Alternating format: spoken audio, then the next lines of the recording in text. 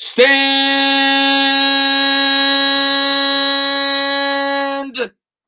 up, New York Giant fans. What is going on, Baddog? We are live talking Giants. What's up, everybody? I got my power back. That's a good thing. It's a good thing. It's always good to have power. You don't realize how important that is till you lose it.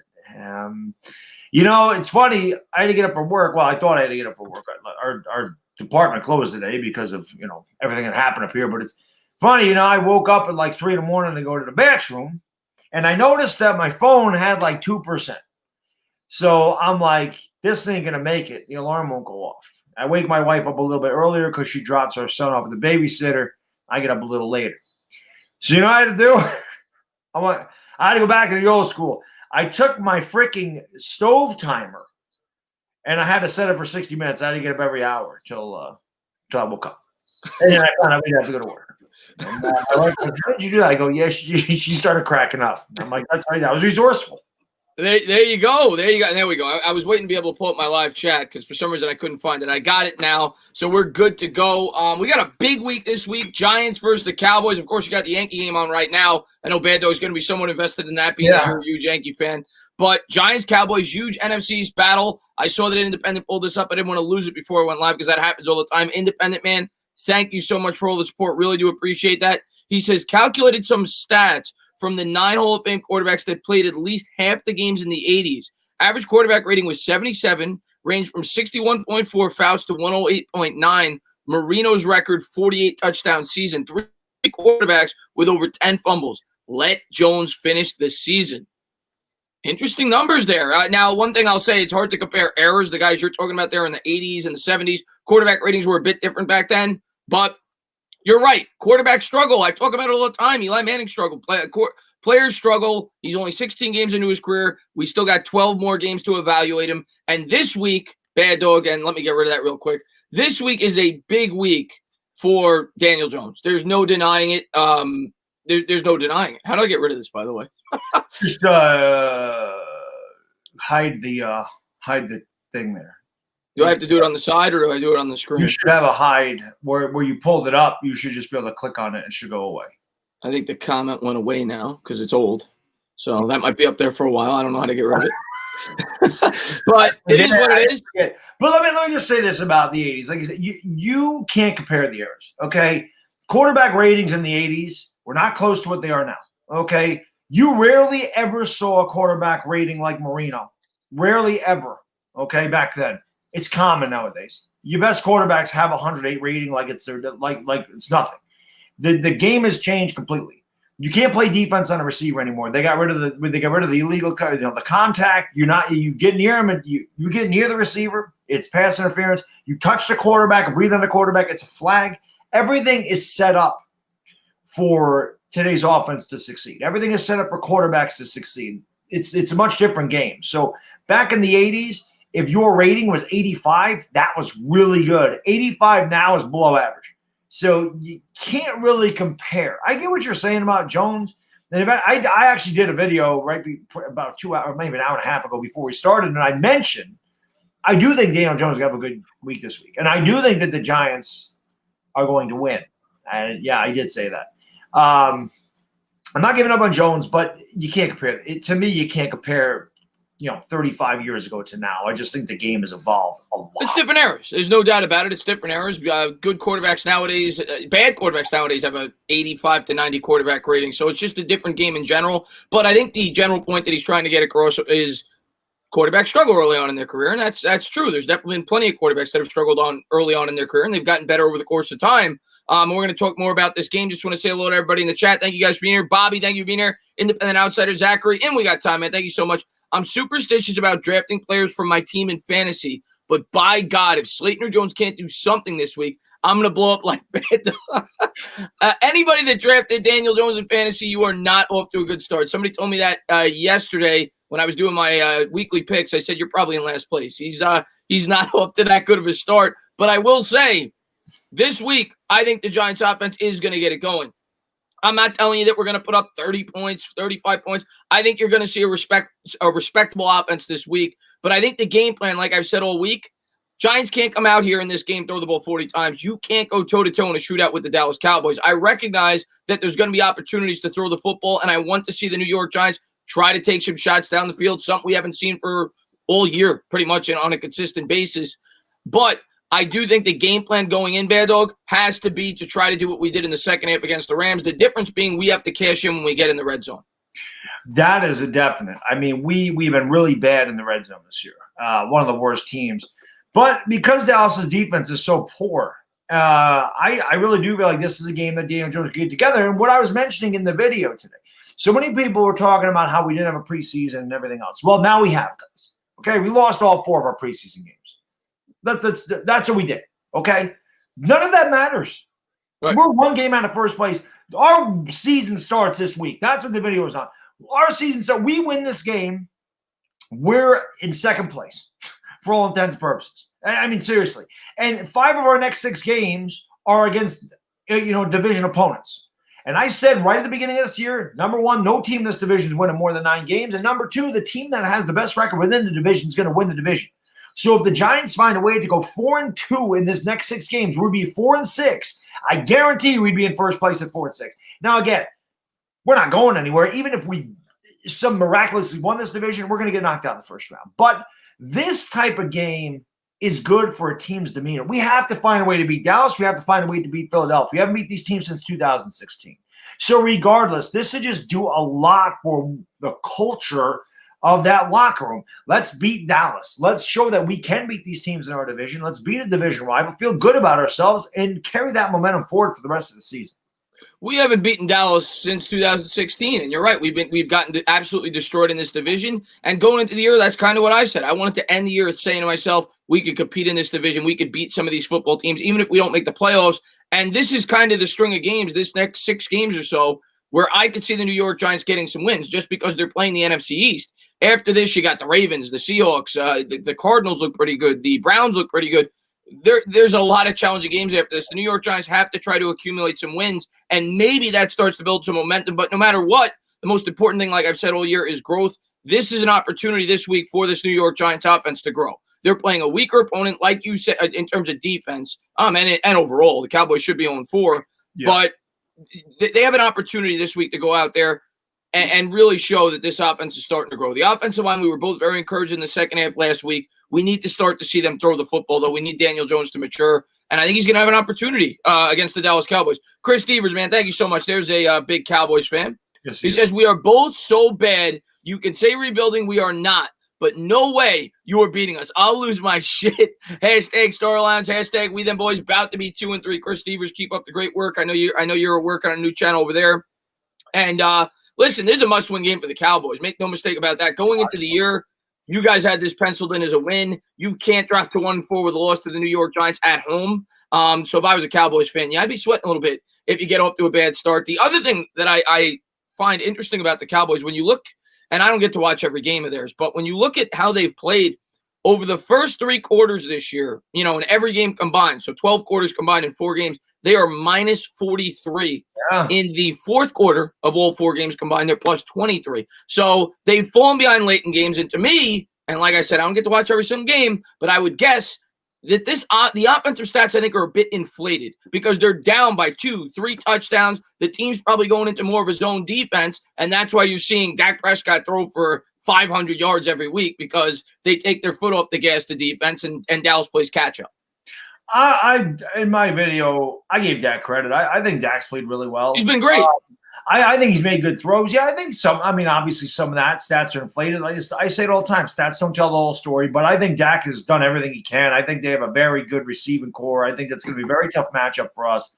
But at the same time, I don't know. I just feel like we can get some pressure on them. I feel like this defense might have turned a corner. The Rams have a very good offense, and they didn't. After that first drive, they did nothing against us. And may I just break what we're talking about here for a second? Just say Higashioka should start every game. You just got a big hit, make it 5-1. I know the bases are loaded. I do have the game on, guys. I see guys in the chat talking about this. I do have the game on. I am paying attention. Higashioka, the big single, made it 5-1. Gary Sanchez would never do that. Gary Sanchez sucks, just to say that. He should start. He would start every game. Thank you. Boom, one good thing he did.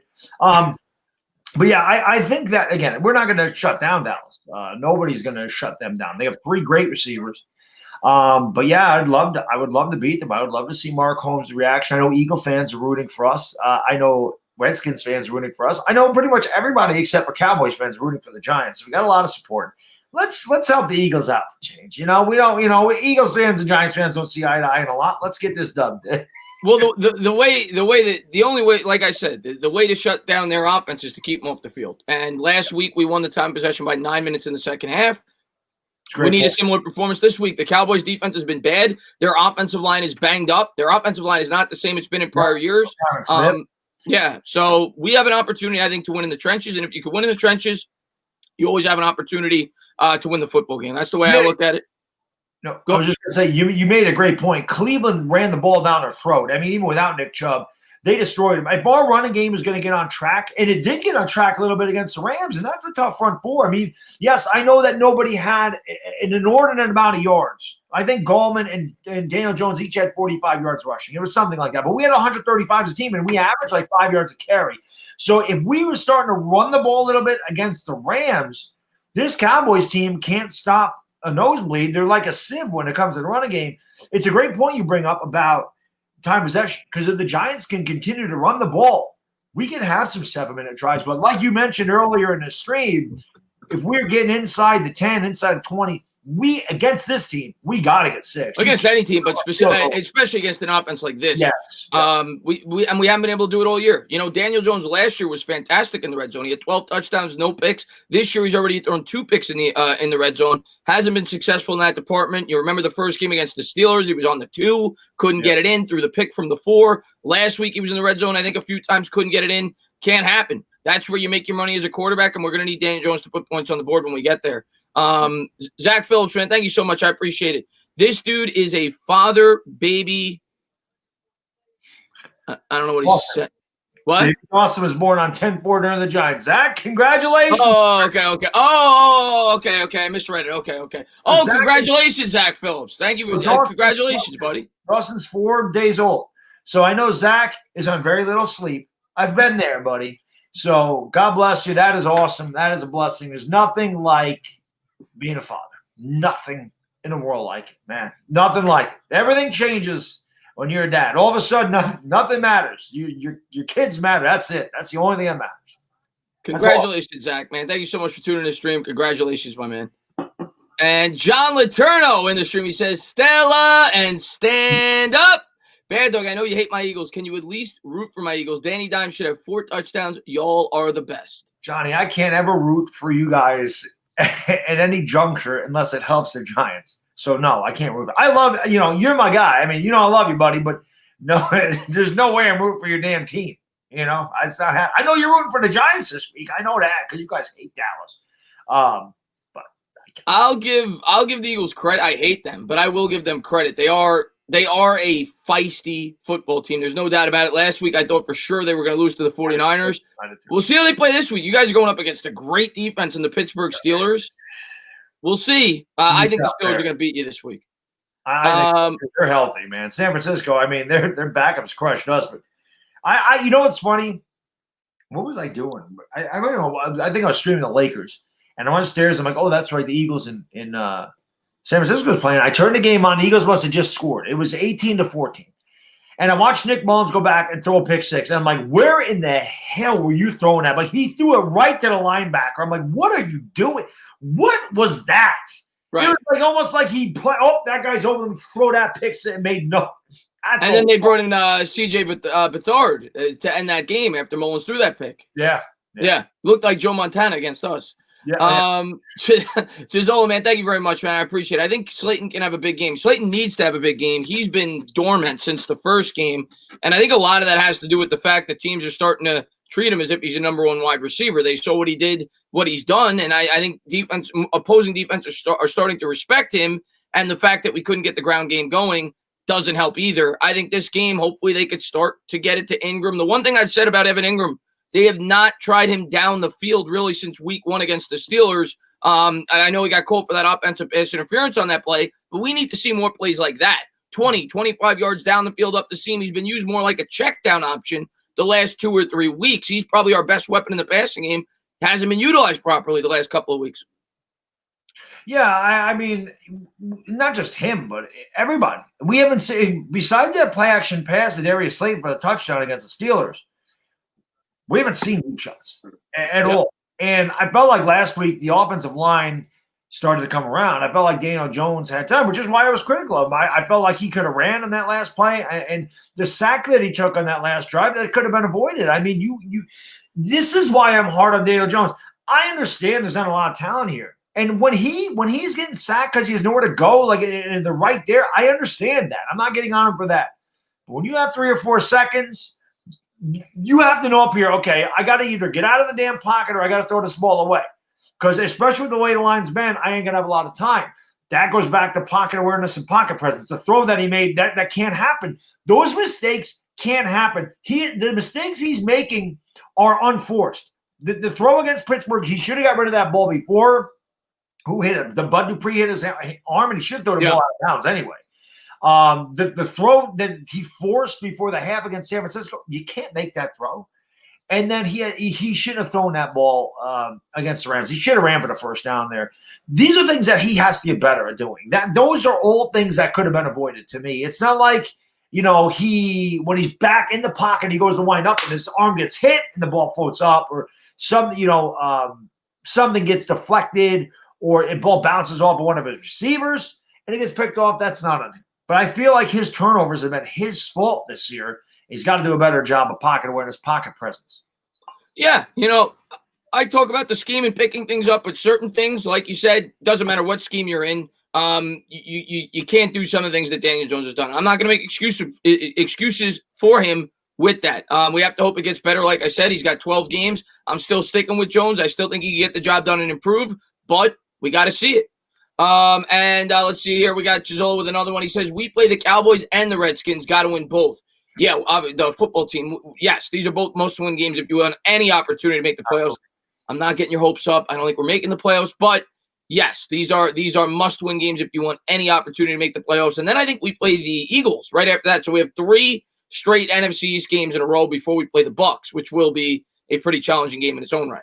Yep, no doubt about that. So like I said, the next 6 weeks are vital because after the Bucs, I think we have the Redskins and Cowboys again. Eagles again. We played the Cowboys last game. Okay, it's Cowboys. So Redskins and Eagles. Is this, like I said, this 5-week stretch is huge. Yeah. We need 4 division wins. We're in good shape. As crazy as that may sound, 6 wins may win the division if we get 4 division wins. So you don't know. You just don't know. And we got time, man. Thank you very much. He says, the only good thing this season has done for me so far, I found a restaurant with 2-for-1 margaritas. Every day been stressing, but I think we have a shot. Well, yeah, you're always drinking cases every time we go live. But, I'm going to say one thing that I think this season has brought good for us so far. I think the defense is much better than I thought it was going to be. And, a lot of Giants fans may not want to hear that because we're 0-4. I don't care. The defense is much better than I anticipated that they would be at this point in time. Yeah, we still have holes. Yeah, we need another solid cornerback. Yeah, we don't have a supreme edge rusher. But overall, outside of week 3, which was horrible, the New York Giants defense has played very well. Yeah, I mean, especially since you had the whole thing with DeAndre Baker. You had McKinney breaking his foot. Not that Sam Beal was anything, but he held out. So already thin secondary was even thinner going into the year. And like you said, outside of the 49er game, I thought they've done well. Yeah, there were some breakdowns in coverage. We had the breakdown in coverage against the Rams. Jabril Peppers, they still played well. But that was it. They had one good drive, and then we had a breakdown in coverage. That was it for them. Their offense did nothing the entire game. So, again, that type of thing has to stop. The breakdown of communication has to stop. They can't allow that to happen. There should have been a safety back there at some point. But other than that, I think that they have definitely played a lot better than I thought they would. I thought the offense would be way ahead of the defense at this point. The defense has definitely been more than impressive to me.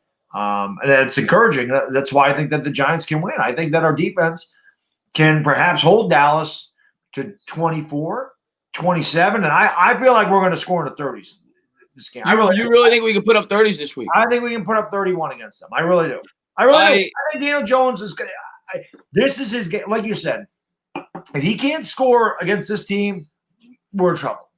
Seriously, they're bad. I mean, every team – Cleveland put up 49 against them. We scored 47 all year. Okay? Cleveland pretty much put up 49 on them just over 3 quarters. Oh no, it's 42, and then they got a late touchdown. But I mean, I think Daniel Jones got a good guy. I think Daniel Jones throws 3 touchdowns in this game. Nothing in my drink, just Diet Coke. No. I think 3 touchdowns it could happen. I don't know if we're going to score in the 30s, but we might not have to. Like I said, if we come out with the game plan where we run the football, we control the clock. I think we need to score at least in the mid-20s. I think you need 24 to 27 points for the New York Giants to have a chance to win this game. If they score 30, that's great. But I do not want to get into a shootout, not with this team. Chizola, man, thank you very much. I appreciate it. Mr. Irrelevant, Tate Crowder should get more time. Tate Crowder played well. I don't know how many snaps he got. He was out there. He had the interception that then was reversed. Right. It looked like he played well. The New York Giants definitely made some lineup changes. You saw Ryan Lewis playing at the cornerback spot, number 37. He actually played well. And he came over from the Lions. Patrick Graham coached him. I thought he played well. And then we also saw Matt Parron there for a couple of drives. So that was another thing I really liked about Joe Judge. He's taking that no-nonsense approach. He's going to put the guys in there that he thinks give them the best opportunity to win football games. He sees guys that aren't producing. He's giving some of the younger players an opportunity. Yeah, I saw Vladimir Putin say that Baker Mayfield threw for 165 yards. Baker Mayfield didn't have to throw it for any yards. He didn't have to. Beginning of the game, he hit Beckham for 2 touchdowns. He didn't have to throw another one because they just ran the ball down your throat. He did not have to throw, but when he did, he made the throws. I mean, Beckham had the biggest game he's ever had with Cleveland. He had 3 overall touchdowns. So, I think that we can. I think that Daniel Jones can throw. I think anybody can throw. What did Russell Wilson have against you guys? What did Jared Goff have against you guys? What did Matt Ryan have against you guys? You should be 0-4. I mean, let's face it. And your defense stinks. I mean, they're giving up almost 35 points a game? It ain't good. It ain't good. So an offense that's been struggling can definitely get healthy against the bad Dallas defense. Or vice versa. I mean, you're right. Could get healthy against us too. But I just feel like we're going to have I feel like our offense putting it together this week. It's the game of opposites. You have a struggling offense taking on a struggling defense, and whichever plays better is probably going to win the game. Lou, man, thank you very much. I appreciate it. He says, bring that same D to Dallas that you brought to LA, and you got a chance. Giants need to concentrate on running the ball and throw up. Yeah, Lou, I agree with that. I think we have to control the clock. We can't go out there trying to throw the ball 40 times, but I think when the opportunities present themselves, we have to try to take shots down the field, especially being how much we've struggled in the red zone. Maybe try to take a shot when you're at the 35 or the 40 to try to get in the end zone. But I agree. I think we need to come out with a balanced approach. Let's put it that way. I don't want to go out there and try to go tit for tat with the Dallas Cowboys. You look at their weapons compared to ours, it's just not a smart game plan. So I agree with you, Lou. I think we need to establish that ground game. We need to chew up the clock like we did last week and try to make plays when they're there. Yep. But I appreciate that. Thank you very much. I want to make sure I didn't miss any. Chris Devers, I think you were the next one. Let me just make sure. Thank you very much. He says, I miss Garrett. 5 tomorrow. Let's go. Yankees won? Yeah. All right. Congratulations to all the Yankee fans out there. And Chris Devers says, I miss Garrett. He was 8-8. Our DC is so bad. I never thought I would hear a Dallas Cowboys fan say that they missed Jason Garrett. Yeah. And now you're hearing Giants fans say they hate Jason Garrett. So he's never liked anywhere he goes. I did make a comment, which was kind of funny on the Giants. They did a video talking to Jason Garrett. It's a weird smile. It's kind of a creepy smile Jason Garrett's got the whole time. But they ask him about how he knows Dallas's personnel. I said, you shouldn't ask him about if he knows Dallas's personnel. You should ask him if he knows our personnel, because it doesn't seem like he's went to our strengths. But again, the fact that listen, I'm not killing our coaching staff for 4 games. I'm not getting on Joe Judge. I'm not getting on Patrick Graham. I'm not going to get on Jason Garrett. I'm not saying these guys are the reason we're losing these games. We haven't executed. I don't care what the hell kind of game plan you have. I don't care what your coach is calling. You have to execute, which is what Garrett talked about. The Giants have not executed this year. But you started to see some execution against the Rams, and they just didn't finish these drives, which they have to. We converted some third downs. We're going to have to do that against Dallas, and we're going to have to get off the field on third down, which we were able to do against the Rams in that game. That's going to be huge. Third down is going to be huge. We need to extend drives, like Chris said, and have 5-6 minute drives. Keep that offense off the field. They're like Oklahoma. That team is like the Sooners. I mean, they will go up and down the field and they'll score points, but they cannot. They're a sieve. They can't stop anything. So I forgot who said this. I read a comment. It's a good one. It said Dallas's defense is like a fence trying to stop, a chain link fence trying to stop a bunch of mosquitoes. Like it ain't happening. So we do have to control the clock, keep their weak unit on the field and keep the strong unit off. That's got to be the game. I think that's the game plan whenever you go up against a team like Dallas. So I think that's what the Giants will try to do. G-Man Rising, man, thank you very much. He says, a healthy Alex Smith means we're not beating Washington. Well, Alex Smith right now is not the starter for Washington. Kyle Allen's the starter. I know that Alex Smith right now has been named the backup. They made Haskins the number 3. But here's what I'll say. I mean, I disagree with the move. I don't know Baddog's take on it. I think it's stupid to give up on him just 4 games into his career in a year where you're rebuilding. But I mean, obviously he's not Rivera's guy. Rivera wasn't here when they drafted him. I understand that. I thought it was too quick. The guy only had 12 starts. He's learned now 3 schemes in 12 starts. He only had 13 collegiate starts. We knew he was going to struggle coming into the pros. They started him way too early. I think Washington handled that horribly, that entire situation. But I think Washington right now is looking at it like they've got an opportunity to win this division. They feel like Haskins is not ready yet to carry a team into the playoffs the way he's played. He looked a little scared last week, even though the stats may not indicate it from all the Washington fans you talk to. He sees a quarterback on his team with Kyle Allen that he's got familiarity with the system, and they're looking at it like an opportunity to try to win some football games and try to make the playoffs. I think it's the wrong approach. I think they should be trying to see if they have anything in Haskins. You spent a first-round pick on him last year, and I just don't agree with giving up on a quarterback just 12 starts into his career.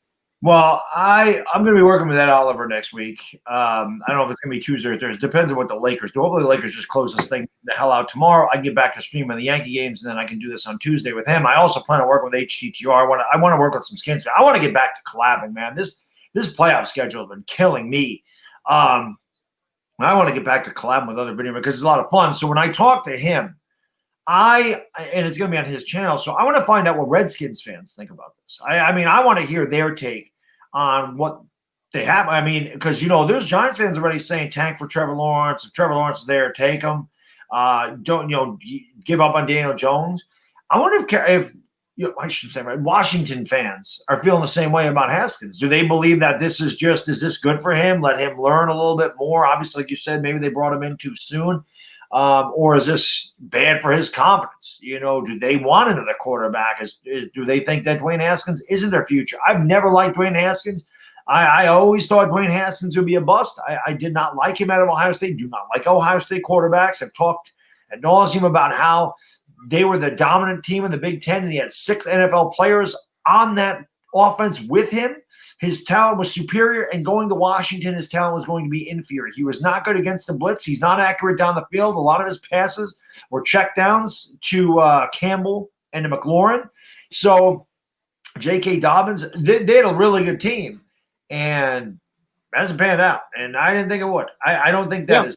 I don't think his mentality's there. I mean, we saw the first game that the guy ever won. The dude is too busy taking selfies to go in there and get the ball on the victory formation. So he did work hard in the offseason, and hard work is great. I commend hard work.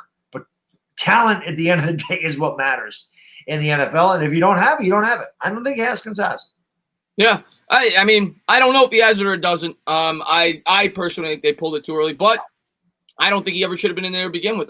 I always thought if you drafted Haskins, he should have sat for almost a full season.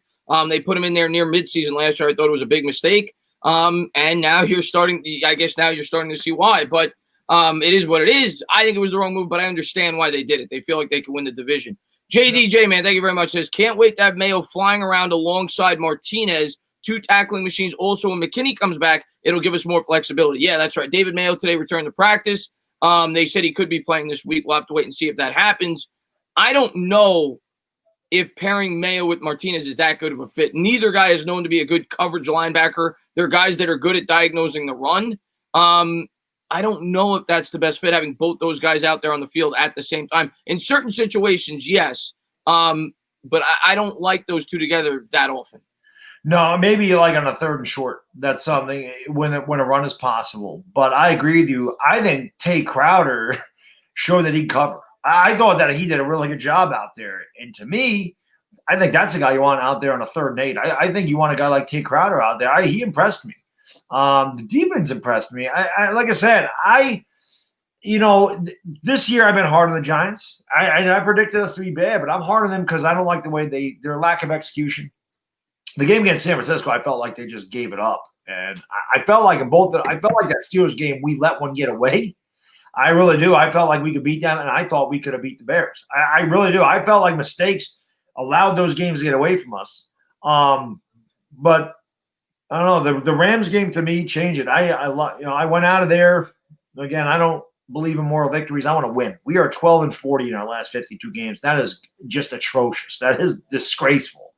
But I came out of that game thinking, we did a lot of really good things, and we're playing a team that can't stop anybody. If we could score some points and get the offense going, and the defense continues to play the way they have, the Giants could build some momentum, and you could start to see some confidence. Man, this team has no confidence.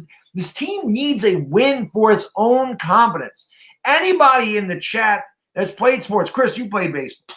Okay, I don't know if you played anything else. I know you played baseball, but confidence goes a long way, man. You go up to the plate and you're hot. Feel like it looks like a beach ball. Right, it looks like a beach ball. Every time you go up there, you're going to get a hit. Every time. You're not going to, but you feel that good. And it goes a long way when your confidence is there. The Giants start winning these games, they're going to be like, you know what? We can do it. That's happened in 2007. We played the Patriots really tough, lost the game, but they said, hey, man, we played the toughest team. We played an undefeated team as tough as anybody. There's no reason. We just played the best team in the NFL to a standstill. We can beat anybody, and they did. So you got to win some games.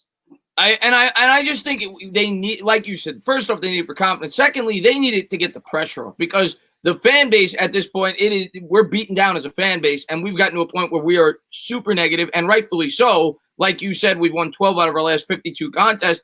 We need this win for Joe Judge. He needs to get his first one as a head coach. You're already starting to hear some fans talking about moving on from the head coach 4 games into his career, which is ridiculous. But and you're already, obviously people are already talking about the quarterback. Daniel Jones needs this win. Dan Jones needs to play a good game on Sunday. Win, lose, or draw, he needs to play a good game on Sunday. And you're right. We need to start getting some positive vibes for this New York Giants football team. We can't be starting out 0-8, 0-9. They got to find a way to win some of these football games. Last week, hopefully, is a springboard game. That was the best game they've played all year. They played especially in the second half, they played phenomenal. They just couldn't put points on the board when they got into the red zone. But I did see growth in the areas that I am really looking at. The defense definitely grew last week. The offensive line played much better in the second half. There were positive things that came out of that game. In the run game, I was impressed with the run game. It's about time that we were able to do that. And again, because we were able to run, we were able to control the clock. These are things that we have to do against Dallas. And these are things you have to do against everybody we play.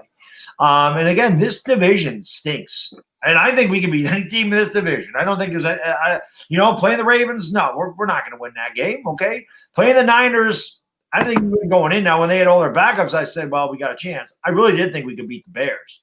I think we can beat the Browns. I think that we can beat the Bengals.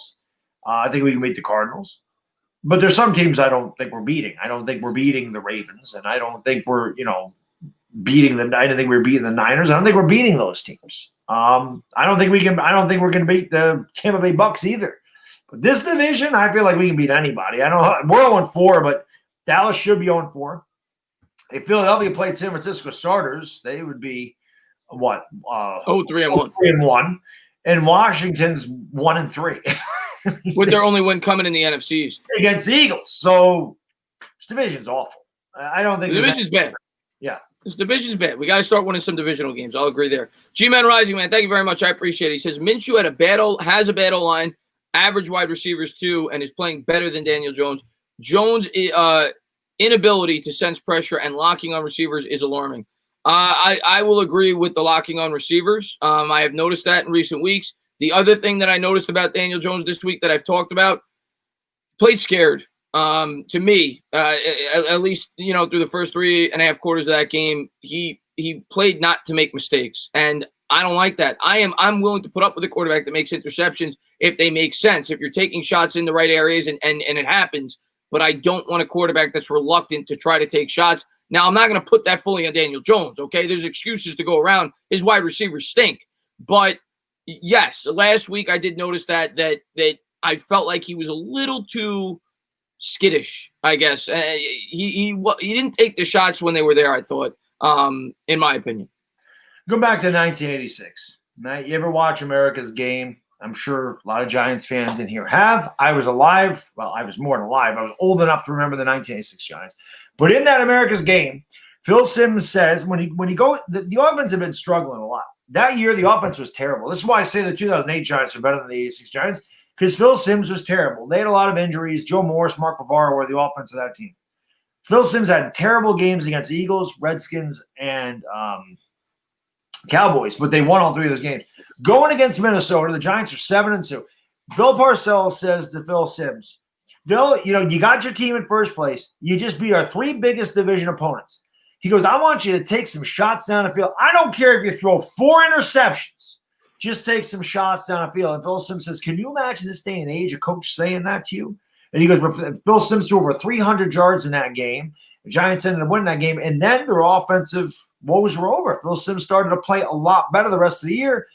I think that Joe Judge needs to go to Daniel Jones and say something similar. Listen, kid, take some shots. I don't care if you throw 4 interceptions. But be aggressive out there. Have confidence. Again, Chris, it just goes back to confidence. You talk about him playing scared. He has no confidence. He needs confidence.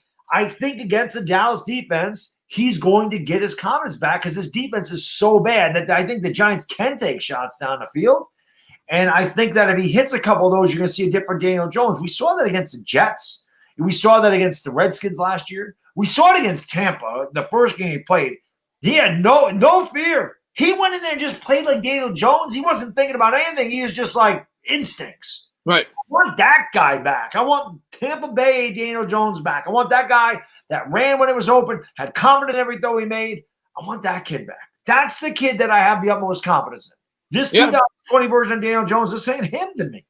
Yeah, I'm not trying to make excuses. I thought he'd come out bad this year because of the changes and everything else, and no preseason, but I didn't like that last week. I'll say that. And I agree with his comment about not looking up receivers as well. I've noticed that in some games as well. He'll look at his first read and he'll look at him the whole way. The Watt interception is an example of that. It was a phenomenal play by Watt. But, I agree with that. He's got to get better in certain areas, which is what you expect from a rookie quarterback, but a second-year quarterback, I should say now. But we need to start to see signs of it here these last 12 games. Door Gunner, man, thank you very much, man. I appreciate it. Most of us Washington football team fans don't like the move. Yeah, I was going to say, I watched that Oliver's video. He was devastated. He was not happy at all with them moving on from Dwayne Haskins. And I felt bad for him because I had agreed with him. I thought it was way too soon to give up on a first-round quarterback, just 12 starts into his career. I was just going to say. No, go ahead. Locking in on that. That's what somebody was saying. The corners and safeties are reading Daniel Jones' stripe in his helmet. And that's how they know where he's going with the ball. Because he stares down the receiver. Yeah, he's got to stop doing that. I mean, again, that goes back to pocket, presence of pocket. That has nothing to do with talent, guys. This is why I'm hard on Daniel Jones. This is why I don't say, I'm going to make an excuse. Well, the offensive line is bad. Well, the receivers stink. Both of those are true. But you can't stare down your receivers in the NFL. You can't make some of the decisions he's made. Again, that has nothing to do with talent. That has to do with him getting better in learning the game of football and making better decisions with the football. That's on him to me. Yeah, I can't defend him with certain things. That's for sure. He's got to grow up. He's got to get better, and hopefully he does starting this week. John, man, thank you very much. Says, you guys better win this game. You all think that your Danny Dimes rant went viral. I am not playing around. The Cowboys and their fans stink. Listen, I am not going to go. I know Baddog, I guess, predicted us to win this game. I did not predict us to win this game. Oh, I thought you said you did. My mistake. No, I said I feel like we can win. You feel like, yeah, okay. I said I feel like we're going to win. I did not predict us to win the game like I did with the Bears. Okay. Yeah, I agree. I agree with you on that. I feel like we could win the game. But I'm not going to go into this game with expectations that we have to win this game. We're in Dallas. At the end of the day, they're a better team. They are, as much as we may not want to admit that. Look at their offense compared to ours. Their defense does stink, though. I think we'll have an opportunity, and of course I want to win the game, but I'm not going to flip out if we don't. I got to go in realistic, but I do think we'll have opportunities to win this game if we could duplicate what we did last week in terms of the offensive line play. Chizola, man, thank you very much, man. Mac just slammed Wirfs with one hand to sack Tom. I was watching that game before, and obviously I'm not watching it now, Chizola. Wirfs looked like he was doing a damn good job in the first half, but I guess he just got picked on by Mac there on that play. But who doesn't get picked on by Mac? It's true. It's true. Chris Devers, man, thank you so much, man. I swear if we lose, but with our wide receivers and Dak knowing it's on him, we won't lose this game, especially versus Garrett. And I like to see Cop lose it, LOL.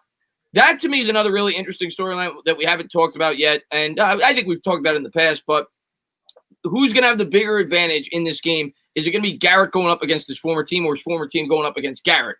Garrett knows the personnel there. They know Garrett's scheme. I think it's an interesting dynamic going into this game.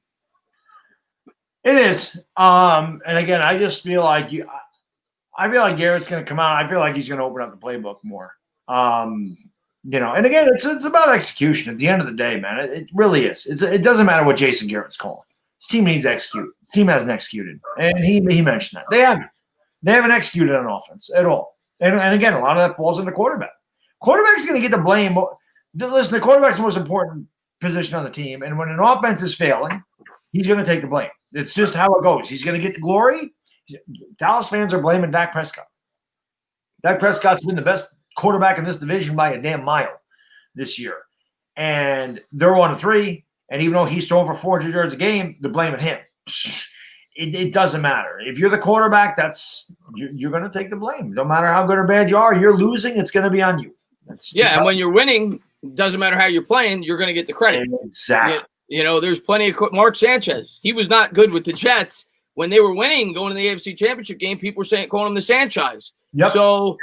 When you're winning football games, you get more credit usually than you should. And when you're losing football games, a lot of times you get more blame than you should. It just comes with the nature of the position. Frank, man, thank you so much. I appreciate it. He says, the way this season is looking like it's going to go is why I didn't want the Giants to keep Gettleman. They either have to fire the entire coaching staff with Gettleman or hire an inside guy who is less qualified. Or, people may not want to hear this, you keep him for one more year. If you're worried about firing a guy coming in and firing Joe Judge and stuff like that, and I'm not saying that's what they're going to do. But I agree with you, and Baddog and myself have been guys that have defended Gettleman as much as we could, and now I think we're kind of at the point where we're like we can't anymore because this team continues to lose football games. Even though some of it, like you talked about, I think in our last show, some of it's bad luck with Baker and some of the other things that happen with this team. Yeah. But, we can't defend them anymore. I get that. But I agree with you. Even though I was a Gettleman defender, I would have fired him if I was going to fire Pat Shurmur. I would have started from scratch for the simple reason that this now is a situation. If you end up firing Gettleman, now you bring in a GM who has no ties to Joe Judge, and then all of a sudden, unless you hire from within, but then you're basically just hiring Gettleman all over again. It's a guy that has the same philosophy. So if you hire a fresh mind that comes from the outside, he's got no attachments to Judge. Judge all of a sudden is feeling the heat in his second year. He may coach differently than he should because it's not about the long-term plan, and it's just a complete mess. And you're going to force a head coach on a GM, which may limit some of the hiring potential, with the candidates. They might not want to be told, oh, yeah, you have to have a 2-14 head coach. Say we win 2 games that's 38 years old and has never had any success in the NFL. A lot of GMs aren't going to want to be told that. So I agree with you. I would have started on the same timeline if I was going to fire Pat Shurmur. I either would have kept both or would have got rid of both. That's what I would have done. Well, listen, I have a perfect solution for all of this. We fire Gettleman, and we bring in Belichick as our GM, and then we ain't got to worry about it. All right, that's a piece of cake. And Belichick and Daniel Jones would be the next Tom Brady, man. Yeah. Belichick's, he's the man. So bring Belichick in. He always wanted to come back to the Giants. So bring him in. I don't know what his contract's like up there, but let's bring him in for be our GM. Why not? I know he's an older guy, but, he has a winning philosophy and a winning culture. Let's bring that guy in. He knows how to help build a team. Why not? Giants fans would be pretty happy if that ended up happening. I'm not banking on it, but I would think Belichick's probably going to coach another year, but we'll see. Is Daniel Jones using his legs as a crutch, Independent Outsider says? I think he is, and I think it's because he doesn't have much of a choice. He's the leading rusher on this team. They haven't been able to establish a ground game, and he doesn't have receivers creating separation. And I'm not, it's just common sense to me. The offensive line's not blocking. He has to take off and run with it a lot of the times. You've seen the New York Giants start to open it up a bit with the RPOs, even though we didn't see him run with it so much when they used the run pass option last week. They still called it, but I think the defense kind of caught on to the week before. So you saw him keep it and throw it a couple of times. He handed off to the running back a few times. But on that last drive, of course, Daniel Jones had 2 big runs, and he should have had 3. He should have run there instead of throwing that interception at the end of it. But, yeah, yes, I think he is using it as his crutch. I think in an ideal world, Daniel Jones doesn't want to be running for 50 or 60 yards a game. Daniel Jones wants to be throwing for 300. but there's a lot of factors that go into it. And I'm not taking all the blame away from Daniel Jones. Some of it has to do with Jones, but it also has to do with his support system. Yeah, I mean, I think that his legs should be used like Dak. I listen. I will compare those two because I feel like they are very similar. I feel like their skill sets are very similar. Maybe Dak has a little bit stronger arm, but I feel like Dak is set up to succeed because of that team around him. And I feel like if Daniel Jones was on the Cowboys, he'd be putting up very good numbers. And I feel like if Dak was here, he'd be putting up very bad numbers. I feel like both of those quarterbacks are good enough, or they can be very good with really good pieces around it, but they're only as good as the pieces around them. They're not going to carry a franchise by itself. So Daniel Jones needs to make a couple of plays with his feet, but he should not be running for his life. He shouldn't be a leading rusher. Right. He should not be running for his life every time he drops back to pass. I would like to see some more RPO in there because it has worked. Again, you can't do it on a consistent basis, but it does mix up your play calling, and it does confuse the defense a little bit because a lot of times they're just not, even though he's mobile, they don't expect him to take off with it. But something like that can definitely get your running game going because all of a sudden if you have to honor Daniel Jones on the RPO, then maybe it opens up a hole for a Devontae Freeman or a Deion Lewis to make a play. So, or Wayne Gallman for that matter. So I'd like to see them incorporate that a little bit more. And, you know, I know it's the end of the game, but it's always good to see Evan Engram getting involved in the offense. We need Evan Engram to be involved in this offense. We need him bad with these other guys being hurt. So, you know. Yeah, we've ranted about Evan Engram time and time again, but I don't think either one of us denies that if we're going to have a good offense or an improving offense this year, he's going to be a part of it. The guy is still a weapon. He's just a weapon that hasn't been utilized. He's dropped some balls. He blocked a little bit better last week. I noticed it on a few plays, but he's still not a good blocker. But we got to use him more down the field. That's the thing I've noticed with him. I'm not saying 40-yard passes, but stretch the field a bit down the middle with those 15, 20-yard seam routes. He's been a check down option for Daniel Jones. I think he had like 5 or 6 catches last week for 30 yards. I got to see Engram used more down the field like they tried to do against the Steelers week 1. Yeah, I think that you have to stretch the defense. You have to keep them honest because if everything is a check down, they're going to play tight to the line of scrimmage, which they've done anyway because it also stops our run. But if you just – even if you don't complete them, if you show that you'll take shots down the field, it'll loosen up that tight box and it allows you to run the ball a little bit more. And again, if the offense – Dallas doesn't have a good pass rush. So if you give Daniel Jones time, which he should have, he had it against the Rams. He had a lot more time than he had the first 3 games of the season. That allows him to take some deep shots. I would like to see the Giants, first play of the game, go deep. I don't give a damn what happens. I don't care if it gets picked off. I don't care if it's incomplete. I don't care if it goes for a 75-yard touchdown. They get the ball to the 25-yard line. I want to see him go back, play action pass, and launch one down the field. I don't give a damn who it's to.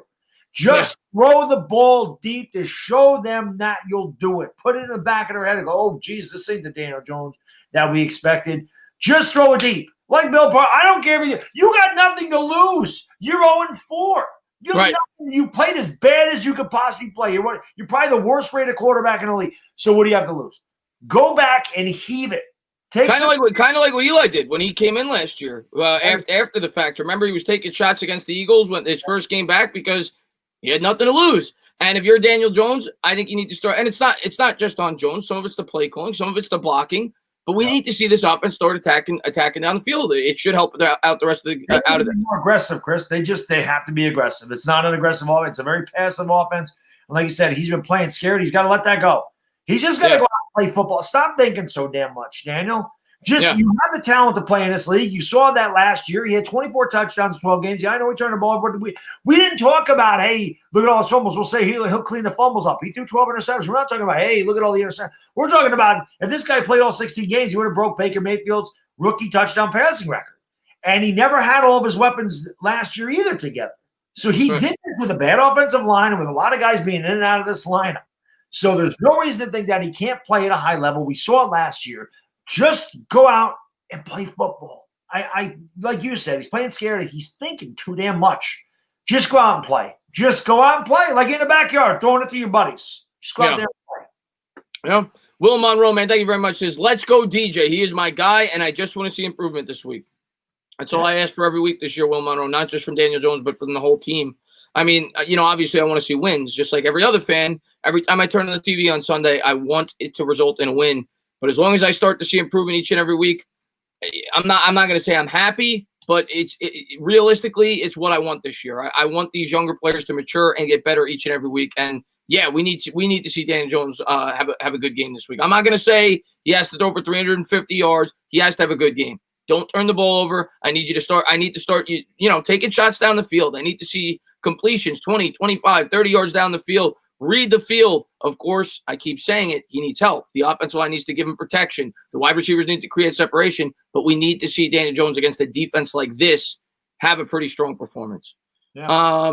My man, Andrew Marchese. What's going on, my man? I appreciate it, man. He says DJ needs to be allowed to play his game. He's best when he can improvise. It's very early to talk draft. But if the G-men end up number 1 overall, take Lawrence and don't look back. He's an A+ quarterback. Daniel Jones isn't. I agree with that.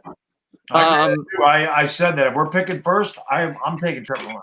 I agree with that. And I'm not rooting for that. It's not what I want. Because I recognize we have so many holes on this team. I don't want to start over from scratch. If you draft a quarterback, you're rebuilding again. You restart the rebuild. You have an opportunity to possibly trade down, get assets. But if you're picking one, that means Daniel Jones did not play well this year. If you're picking one, that means that Dave Gettleman was replaced as the GM, more than likely. And if you're picking one, you're staring I shouldn't say definite. There's never a definite. But you're staring a guy that has a higher probability than most quarterbacks coming into the league to be a franchise quarterback. And it's very hard to pass that up. So, yes, I'm not going to lie to you guys. 100%. If we have the first pick, I expect, unless Gettleman's still here, but I can't imagine he would be if we had the number 1 pick, I expect the New York Giants to take Trevor Lawrence. I mean, what you're looking at is a guy whose skill set is head and shoulders better than Daniel Jones. Trevor Lawrence is the type of guy that can carry a team with lesser talent. And that's the whole thing, guys. Yeah, okay, you could say we'd be starting the rebuild, but would we really be rebuilding? Because Trevor Lawrence could come in his rookie season be better than Daniel Jones in his 3rd year. That's just facts. That is just facts. If we're picking number 1, like Chris said, it's because Daniel Jones had a bad year and regressed. So is Daniel Jones going to take a massive step up year 3 and be better than Trevor Lawrence as a rookie? Or is Trevor Lawrence going to be even keel with Daniel Jones and you build off Trevor Lawrence and Trevor Lawrence gets better? So if we're picking number 1, there's no doubt we have to take Trevor Lawrence. And I'm a big Daniel Jones guy, but if Trevor Lawrence is staring you in the face, you got to take that guy. There's no way you can pass on him. People can say, oh, he plays in the ACC, this and that. Listen, I watch this kid absolutely demolish Alabama as a freshman in the championship game. That told me right away this kid has there's no situation too big for this kid. As a pure freshman, the kid went in there and tore Alabama's defense up to shreds. He shredded Alabama's defense. I said, there's no stage is too big for him. No. To me, that told me Trevor Lawrence is a winner. Now, you could say he lost to LSU. I said, that LSU team is one of the best college football teams to come out of college in the last 30 years. That LSU team was unbelievable. So I'm not putting any stock in him losing to them last year. What he did against Alabama a couple of years ago as a freshman, that'll always stick out of my mind. There's no situation too big for him. And, yeah, he's the guy. Here's what I'll say about Trevor Lawrence. From what he's being projected to be, and, we have our own opinions. The experts, the guys that are paid to analyze these quarterbacks, from what people are saying about him, he is supposed to be an elite quarterback, and that is the reason why you'd have to take him because, like you just said, if he is an elite quarterback, which we won't know, but if he is an elite quarterback in the NFL, that helps you skip steps in the process. So, yes, that would help you go further along in the rebuild. My point being, we wouldn't be fixing the other holes on our roster, and that's why I want Daniel Jones to be the guy because that'll give us the opportunity to fill in those other holes. But if he's not, you can't pass up on a prospect like that. You just can't. I can't lie about that. Steven, go ahead, Baddog. Oh, I was just going to say one thing you got to remember. Number 1, we'd be picking first in the 2nd round as well. Number 2, we just drafted a bunch of young offensive linemen. You got to hope that they pan out. And number 3, we'll have a ton of cap space next year. So, and you could probably something like they did with Josh Rosen. Maybe you trade Daniel Jones and get a 3rd-round pick or something for him. I don't know. You're not going to get a lot. Obviously, we would have lost that picking him 6th overall. But if you're picking a quarterback, I mean, I just look at what the Cardinals did with Josh Rosen. So, it's happened before. And Kyler Murray's starting to struggle a little bit now that the Cardinals are coming back to life a little bit, or coming back to earth. He'll rebound this week. He's playing the Jets. I'm sure he will. But I'm just saying they saw an opportunity to take a dynamic quarterback, and they took him. I don't think you've heard anything in the last 2 years coming out of the draft that any of those guys are going to be elite. And I love Baker Mayfield. Baker Mayfield's starting to play a little bit better. They're not asking him to do too much. He had a great rookie season and a bad second year.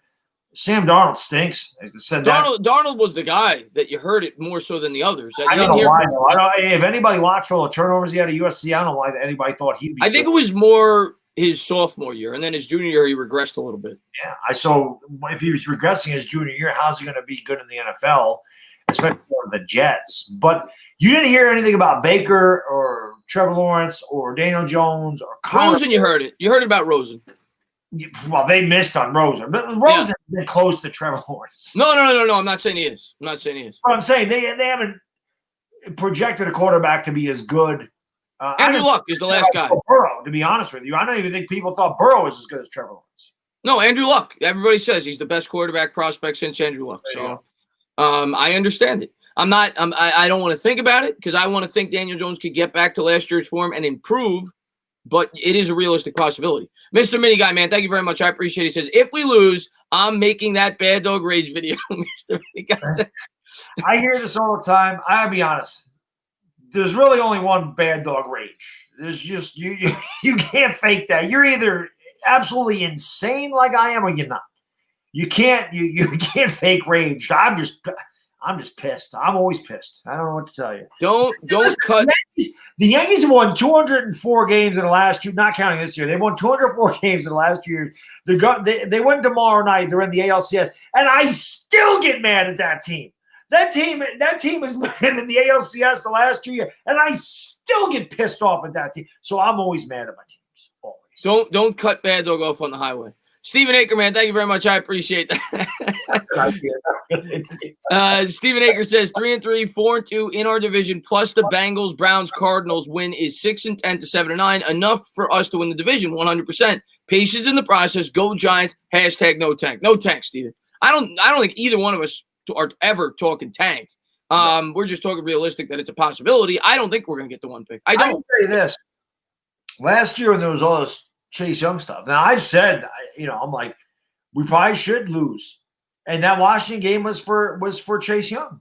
But you're never going to see me root against him. I will not do that. I don't give a damn. Especially 2 games into the year, 3 games into the year, 4 games into the year. Even at the end of the year, though. I didn't want to lose to Washington. I can't sit there and root against them. I can't do that. So I get that. I mean, like I said, if we're 1-11, then I'm going to sit there and go, there's really no point in winning these games. But when we stream every game, I'm not going to sit there and root against them. I won't do that. I won't be like, all right, Lamar Jackson, throw another touch. I'm not going to do that. I'm still going to root to win. Even if I'm sitting there in the back of my mind going, it really makes no sense to win. I can't root against them. Can't do it. Yeah, I'm with you on that. I don't know if we're getting 6 or 7 wins. I hope we could. I think we're going to play better, and I think we're going to beat some teams that people don't expect us to beat over the second half of the season. I'm not going to say we're going to beat 3 or 4 of them. I think we'll have 1 or 2 unexpected wins that people don't think, because I do think this team will improve. G-Man Rising, man, thank you very much. I appreciate it. He says, why is everyone surprised DJ is struggling? This is who he was projected to be. He's had these same issues in college. This is a result of overdrafting. That's fair to say. I think it's a result of a few things. I agree that it was overdrafting, G-Man Rising. I get behind him because the New York Giants selected him, and I do think he has some ability to be a good quarterback. You saw my draft reaction on draft night. I never changed. I always thought it was the wrong pick. I got behind him. I thought that he showed that he could be a good quarterback, and I wanted him to prove me wrong. And last year he showed signs that he could, and I want him to get back. I want him to make me look like a complete fool. But I think it has as much to do with the situation he was put in as it was overdrafting. I think the New York Giants set him up for failure. Same thing with Dwayne Haskins. Same thing with Sam Darnold. I think the Giants gave him a situation where it was nearly impossible for him to succeed. And I'm not saying Saquon Barkley's not a good weapon, but the wide receivers are horrible. Barkley's now gone down. He's had a 100% Saquon Barkley for 5 games of his entire career since he's been in the league. Daniel Jones is not a lot of help. So I think it's not just the fact that we overdrafted. I also think that it's the fact that we weren't ready to support a quarterback, especially a quarterback that needs support. So I think it's a combination of things. I could not agree with you more. I think everything you said is 100% fact. But what I'll say is, why is everybody surprised? I don't know if everybody is surprised. I know a lot of people don't like Daniel Jones. And like Chris said, you saw our reaction. We thought it was the wrong pick. I still to this day, and I like Daniel Jones. Like Chris said, I'm behind him. I'm one of his biggest supporters. I think that Daniel Jones can play at this level, but Josh Allen was the pick there. Because like Chris said, we had nothing for him. There was nothing set up for him. Darius Slayton was a nice surprise. I mean, if Darius Slayton doesn't be what Darius Slayton is last year, who the hell is he throwing to? So Slayton made him a little better, but why? What am I trying to say? The way he's struggling is surprising. The fact that he hasn't gotten better in the pocket. You saw this guy show flashes of brilliance last year, and you think that he's going to improve. I know that a lot of things happen. I know our receivers aren't any good. I know we didn't have a mini camp. I know that this is a new system. I know it's been a strange year. I get that. But it all goes back to pocket awareness and making good decisions with the football. You expect a quarterback to get better with that as he gets more experience, and he hasn't. That is what is most surprising to me. Not that he's played bad, or not that he hasn't got acclimated to the year, or that he's made some bad plays. It's the way he's making these plays. It's the turnovers that he is committing. That's what's surprising to me, is that he has not got his football IQ hasn't gotten any better. That's what's surprising to me. More than anything else, it's the poor decisions. He still is making the same poor decisions. Can't do that. No, he's got to get better. That's all I could say about it. And he's still got a lot of time to do it, but he's got to do it. And the other thing I'll say about the overdrafting, he might have a lot more time to do it, Chris. He's got 12 games. He's got 12 games. But the other thing I'll say about the overdrafting is most quarterbacks are overdrafted. Most of the time, when you draft a quarterback, they're not the best player available. It's just facts. Most of the time. Kyler Murray, as good as people like him, he was not the best player. Bosa was the best player in that draft. Baker Mayfield was not the best player in that draft. Saquon Barkley was probably the best player in that draft. Or Bradley Chubb, or Nelson. So most of the time when you draft a quarterback, you're not taking BPA. So I'll say that in defense of Daniel Jones, and it was the quarterback that they felt best fit their scheme. And it is what it is. At the end of the day, if Jones works out, it's a great pick because the quarterback is the most important position. But right now, you at least have to be up in the air of whether or not he's going to work out, if you're being completely honest with yourself. But we completely agree. Yeah, we're going to continue to factor everything else in, though. Card Coach, man, thank you very much, man. I appreciate it. Let me pop it up on here. He says he is running so he doesn't end up on crutches. Well, yeah. Yeah. Listen, the offensive line's been horrible since the last half of Eli Manning's career. And, last week it was a little bit more encouraging with the run game. But I agree, he doesn't have help. It's why I don't put the full blame on Daniel Jones. Like Baddog said earlier, the quarterback gets more blame than they deserve. They also get more praise than they deserve. Yep. So it is what it is. It comes with the territory. Eli Manning had to deal with it his entire career. And if Daniel Jones is going to be the quarterback here for 15 years, he's going to have to deal with it his entire career. But you're right. He doesn't have help out there. Let's be real. You look at this Cowboys roster right now, Darius Slayton would be their fourth receiver. Ezekiel Elliott is 100 times better than any running back we have on this roster. It's not even close. And even with the banged up offensive line that Dallas has, it's still better than ours. So he doesn't have a support system. You have to be fair, at least in that aspect of it.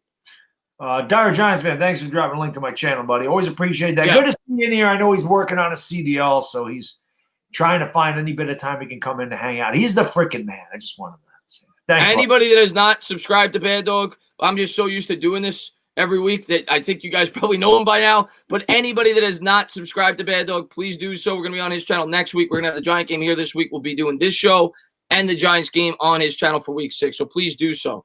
Danny Thomas, man, thank you so much, man. I really appreciate it. Thoughts on Engram in the slot and Smith as an H-back or on the line at the same time? We've used Caden Smith as an H-back a little bit. I've seen him in the backfield at times. Last week, we even saw Shane Lemieux line up as the fullback for like a play or two. In terms of Engram in the slot, I'd like to see Engram maybe used a little bit more on the outside, particularly maybe in the red zone. And I wouldn't mind seeing Engram used up in the H-back either, but people have asked me this question for the last 2 years about Evan Engram. I don't think he'll ever be a full-time wide receiver. I just don't think that's in his game. He's not known to be a great route runner. If he was, he would have been a wide receiver coming out of college. Him and Claypool were built almost identical. They ran similar 40 times. They were similar height. They were similar weight. Claypool's a wide receiver that they thought might have had to transfer to tight end. Engram was a guy that played a little bit, did play on the outside at Ole Miss, but they didn't feel like he could transition to wide receiver at the NFL level. That's why he's a tight end. But I do think that they could use him more in that capacity possibly than they do. I definitely like the thought of going two tights. I've said that before because Caden Smith, to me, is an offensive weapon. I mean, we saw a great rapport. Now, he's kind of been missing. Somebody actually mentioned this. I forget where I read it. But I'd like to see some three tight ends. I mean, you could, like you said, you could line Engram up out wide. And then you could have Toilolo, who's brought in here to block. I don't even know if we've seen Toilolo on the field. So you bring Toilolo in and Caden Smith, so you have a two tight end set, but you could also put Engram on the outside to go with Darius Slayton. And maybe you mix things up. And I did like seeing Shane Lemieux in the backfield. So maybe that is a formation you use. You got Slayton on one side outside. You got Engram on another thing. You got Toilolo in there who can block. You got Caden Smith who can catch out of the tight end spot. And then you put Lemieux in the backfield so you have a lead blocker. And maybe you got something different. I mean, mix it up. You know what I mean? I don't think you'd ever do that kind of formation. But no, not consistently anyway. Right. I'm not saying every day, but I would like to see that once in a while. I don't think that'd be a bad idea because it could confuse the defense. And again, we saw we haven't seen Toilolo really since week one. Right. Week one, we saw him in there a bit. There was a lot of times where they'd have three tight ends out there at the same time. We haven't seen him out there that much at all. I thought they utilized him more than they have this year. But in fairness, they haven't been getting close to the red zone that much. That's where I thought that they would use him. And maybe they do in the red zone. I'd have to look at the tape, but they're not in the red zone that often. And I think that's where he would be best utilized as a blocker and a total threat by the goal line. And we got time, man. Thank you very much. No, I'm sorry. I don't want to skip John. John Silver, man. Thank you very much. Stand up, my favorite Giants fans, and glad you and your family are safe, Baddog. Hopefully, no one here got affected bad. John, man, thank you so much. And yeah, man, Baddog, obviously, I think everybody's happy that everything's okay with you with the storm that you had upstate.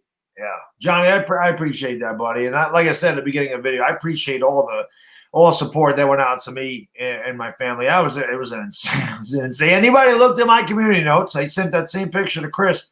Showed an enormous tree being completely uprooted from the freaking ground. It was no joke. We had 105-mile-an-hour winds here, and that just does not happen upstate. It was like hurricane force winds out of nowhere. Out of nowhere that happened. So definitely a shocker up here. There's still a lot of people without power. One of my subscribers verified Kobe. I forget that he lives up around me too. He said he's still without power. And I know there's a couple other guys in here. Matt Perisco is one. I don't know if he's in here. And Kenny Tompkins. Those are guys in the 518 area code where I am. And hopefully they have power too, because this hit everything. This hit up here at Saratoga County. It hit down at Albany, hit Schenectady, Rotterdam, Scotia. It hit everywhere. It was a strange thing. Normally something like that hits a section or two. This thing went miles. So I don't know what the hell happened. I don't know what the hell that was. But I appreciate it, Johnny. Thank you. I was telling you before we went live, I didn't get it. I mean, we live probably 3 hours away. I didn't get a drop of rain over here. And we got time, man. Thank you very much. I appreciate it. He says, I know it's a little off topic, but hey, Baddog, last year you clowned my Hurricanes were number 7. Now at least my Saturday's been looking good. Oh, listen, man. Going into the year, I like Miami. I picked Miami to slaughter Florida State. I won money on that game. Listen, I told you. I get a lot of my stuff from Uncle Lou. Uncle Lou liked Miami this year. And I listened to what he said, and I thought Miami would be a good team. And that Miami-Clemson game is going to be awesome. So I'm looking forward to that. They're playing what time they playing? Is that this week? I forget if that's this week. I think they do play.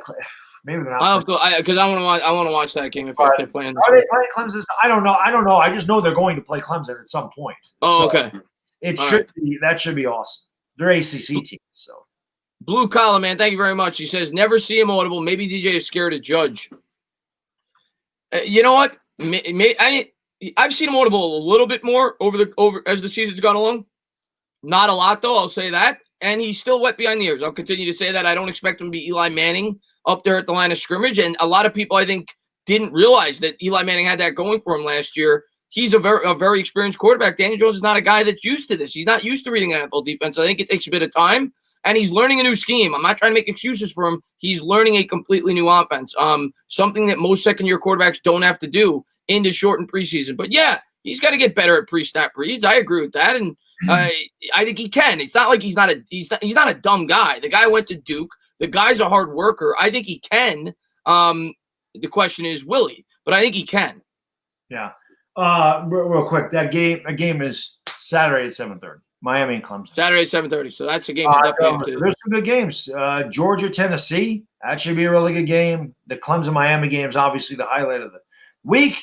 Both the Longhorns and the Sooners suck, but that's always a good game. That should be like 63-59. Neither one of those teams can stop a nosebleed either. And both of them have really good offenses, so that should be a track meet. And I might be streaming that game with Oni Kuno, who does all the – he's a big Oklahoma fan, and he streams Oklahoma games. He asked me, I don't know if I'm going to be available at noon. I hope I am. I'd love to stream an Oklahoma game with him. Good week of college football. It's always – I love college football, man. I could sit down – I'm telling you, I could sit down at noon and not leave my damn couch to get something to eat and hit the bathroom till 1 in the morning. I can watch college football all day. I freaking love it. Yeah, I am not a huge college guy, but I will be checking out that game. Let's see what we got here. Asia, thank you so much. Says, what's up, Baddog and Chris Shalhoub? How about those Yankees game 5 tomorrow and go Lakers too? Yeah, Asia, congratulations. You got a big game tomorrow, that's for sure. Elimination game 5, New York Yankees. Why the hell did they got to play the same damn night? Why? Why couldn't they spread out? Why the hell Lakers got to freaking, why the hell they got to take? They both got game 5s. It's a well, Lakers are going to win. That's over. I've been saying it the whole time. 4-1 every series. 4-1. Yeah, I'd be surprised if the Lakers don't. He passed away at 41 years old. It only makes sense for them to win every series 4 games to 1. Right. So. There you go. You're a numbers guy. Andrew, man, thank you again, man. He says, guys, I'm watching the Bears game. At least we didn't trade up for Trubisky and end up starting a career backup since he's such garbage. That's a good way to look at it. Listen, the Bears passed up on Pat Mahomes and Deshaun Watson, and not only did they do that, they traded up to get a guy that's now been benched in his 4th year in the NFL for Nick Foles. So it could be a lot worse. And the Bears have a better team because they went out there, they spent in free agency, they brought in some playmakers on defense, but the Bears are in worse shape, I guess, in that aspect that you could say for sure. They definitely screwed up at the quarterback position. And they knew it. That's why they went out and got Nick Foles. They knew it. Yeah. They knew that going into the year. They're 3-1, and they're like, the hell with you. I mean, this is the thing. Like, people are talking about, the Giants should bench Daniel Jones. Well, no, they shouldn't, because Colt McCoy's not our future. The Bears traded for Nick Foles. Nick Foles is a 4-year contract, took a massive pay cut to go there. But he's obviously won a Super Bowl. So the Bears are a win-now team. So there you go. Kyle Allen's a young quarterback too. So Kyle Allen may be the future of Washington. You don't know. It's a much different story. Colt McCoy is a journeyman quarterback. He's 34 years old. Who is not the future of this team. We don't have a quarterback. So benching Daniel Jones makes no sense, especially if we are going to continue to be bad. You want this kid somehow to find a way to get better. And then maybe his trade value is more if they do go Trevor Lawrence. But there's nobody. Benching it makes no sense. There's no 0 sense whatsoever. They can't bench him at all this year. You're not winning Colt McCoy, guys. That's not happening. No. Abe, man, thank you very much. He says, is it time to see what Parrott can do? Well, we got to see Parrott a little bit last week because I don't think Fleming was hurt. I think they pulled him out because he wasn't playing well. They put him back in the second half, I guess, after they talked things over. I think they'll put Parrott in when they feel like he's ready. I also don't think you want to rush him in. There's not a need to do that right now. You have a guy in Fleming that's been in the NFL for a while. You don't want to rush him in. I am a guy that doesn't believe in rushing in rookies. Some people do. I don't. If you don't feel like he's ready, don't rush it. Make sure he's in the best possible situation he can be before you throw him in there. And, right now I'm assuming the New York Giants don't feel that way. We got all the time in the world. If they want to wait till week 9, week 10 to put Parrott in and they feel like that's when he's ready, that's when you do it. You don't want to crush his confidence. You want to put him in a situation to succeed. And when the Giants feel that, I think he'll be in there because Cam Fleming sucks. Yeah, I agree. Again, we're not – it's not like we're going to the Super Bowl. It's not like this team's going to beat the doors off of people. So it really doesn't matter. When like Chris said, wait till Parrott's ready. Don't hinder his development. There's no reason to do that in a throwaway year. At the same time, I understand I was all about putting Daniel Jones in there because I wanted him to get reps. And last year, it did look good. He has ups and downs. All rookies do. But It looked like, to me, it was the right move. Now, we weren't winning the games because, again, it's just our team's not good. But I felt like he needed the experience in a throwaway year. Obviously, the Giants thought that. And like Chris said, that's Gettleman's job. So he picked him 6th overall, so we got to get my guy in there. I think Shurmur had a lot to do with that pick as well. Shurmur's not here anymore. So the future of our quarterback here is, like Chris said, we got 12 games. We'll figure it out. They go 6-6 in these 12 games, he's our quarterback. They go 2-10, he's not. Yeah, we'll see. Rakeem, man, thank you very much. DJ better step up. If not, time to hit the panic button. Yeah, I mean, I don't know if it's panic button, but for him as an individual, yes. I don't know about it as an organization. It happens. Teams draft quarterbacks that don't work out. And I don't think a lot of quarterbacks would have worked out in the situation that he was put in. But here's where I would hit the panic button. You're talking about hitting the panic button. I would hit the panic button if we fire Joe Judge after this year. Yeah, that's when I would hit the panic button. Because then, to me, I think this organization is a complete disaster if they do that. So you're asking me what this year could make me feel like hit the panic button? It would be that if they had that short of a fuse on a coach that they brought in with the talent that they had going into a year where there was a pandemic. And I don't expect it to happen. I don't think it's going to happen. But if you're asking me what would make me panic as a fan, that would be it. I agree. I don't think that's going to happen. I don't care what happens in the front office. I think Joe Judge is our guy. And as I said earlier in the stream, if you're going to get rid of the GM, bring in Belichick. And that we're good. Give us Bill Belichick. Bill, just come home. We're pleading with you, not just me, all Giants fans.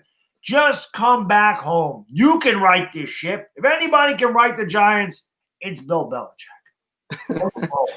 Bring him home. Watch Daniel Jones become a Hall of Famer. Just bring him here. He'll figure out a way. Trust me. He's Bill Belichick, damn it. Yeah, he is a G. But here's what I'll say, though. As Knicks fans, we thought the same thing with Phil Jackson. That didn't work out that well. Phil Jackson, Chris. Phil Jackson had Jordan, Pippen, Kobe, and Shaq. I could have won with that. That's true. That's true. Come on. John Letourneau, man. The two best combinations in the history of damn basketball. It's not like basketball's got 53 guys. They have 5. So, good point. And John Letourneau, man. What the hell does he know about GM? It's like Isaiah Thomas being a damn coach and GM. He's a great player. What the hell does he know about talent? Nothing.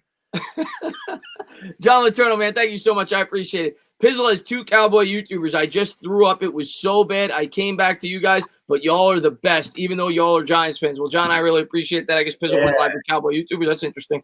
But I appreciate you being here, John, man. Thank you so much. And hopefully, like we said earlier, we help you out this week and we get a win for you guys.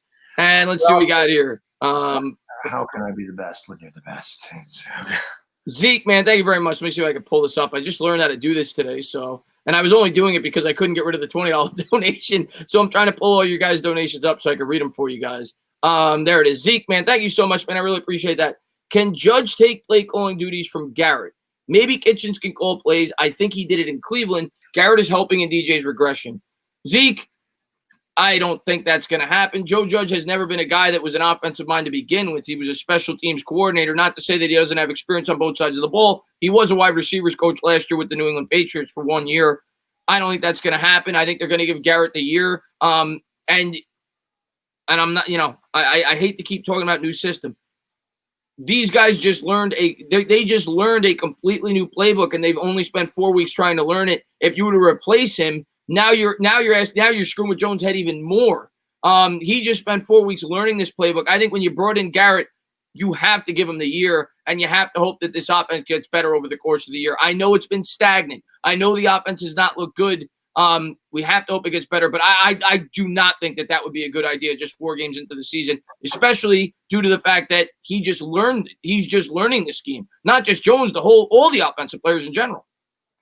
Well, Joe Judge has already said he's not going to call the offense. His job is to be the head coach. He's not going to tell them what to call. He's not going to call defensive plays. He's not going to call offensive plays. That is his coordinator's job. So I don't think you're going to see that. And because otherwise, what would Garrett do here? Why would they have brought him in here what would he be doing? So again, I don't know how much this is Jason Garrett. I know people are killing Jason Garrett, saying the play calling is vanilla. They even said this to him on New York Giants channel on YouTube. They said you play calling is vanilla, and he said it needs to be about execution. This team has next team. No matter if it's vanilla or Neapolitan, it doesn't really matter what flavor the ice cream is, even if it's butter pecan, which is one of my favorites. It don't matter. If you don't execute, you don't execute. You can have an Air Coryell offense all you want, but if you're not executing, it's going to look bad either way. This team just isn't executing right now. I do think you're going to see some more. I think you're going to see more shots against Dallas. I think we're going to be allowed to because I don't think their defense is good. I think the opportunities to go deep and stretch the field will arise in this game. You got to remember some of the teams he played. I mean, they were all pretty solid defenses, man. The Steelers, the Bears, the Rams, all good front fours. And even the Niners. I mean, they gave us a hard time too. This Dallas team defensively doesn't scare you at all. It doesn't scare me. I don't think it's going to scare Garrett. And I think that you're going to see a much different Giants team this week. It's just my opinion that we could come out and suck, but I don't think it's going to happen. I agree. I think the offense will look better this week. Asia, thank you so much. I appreciate it. Stand up, my sextant Baddog. How about the Yankees game 5? I already read that one, I guess. Yes. Or maybe she sent it twice. I don't know. But Asia, thank you very much if you did send it twice.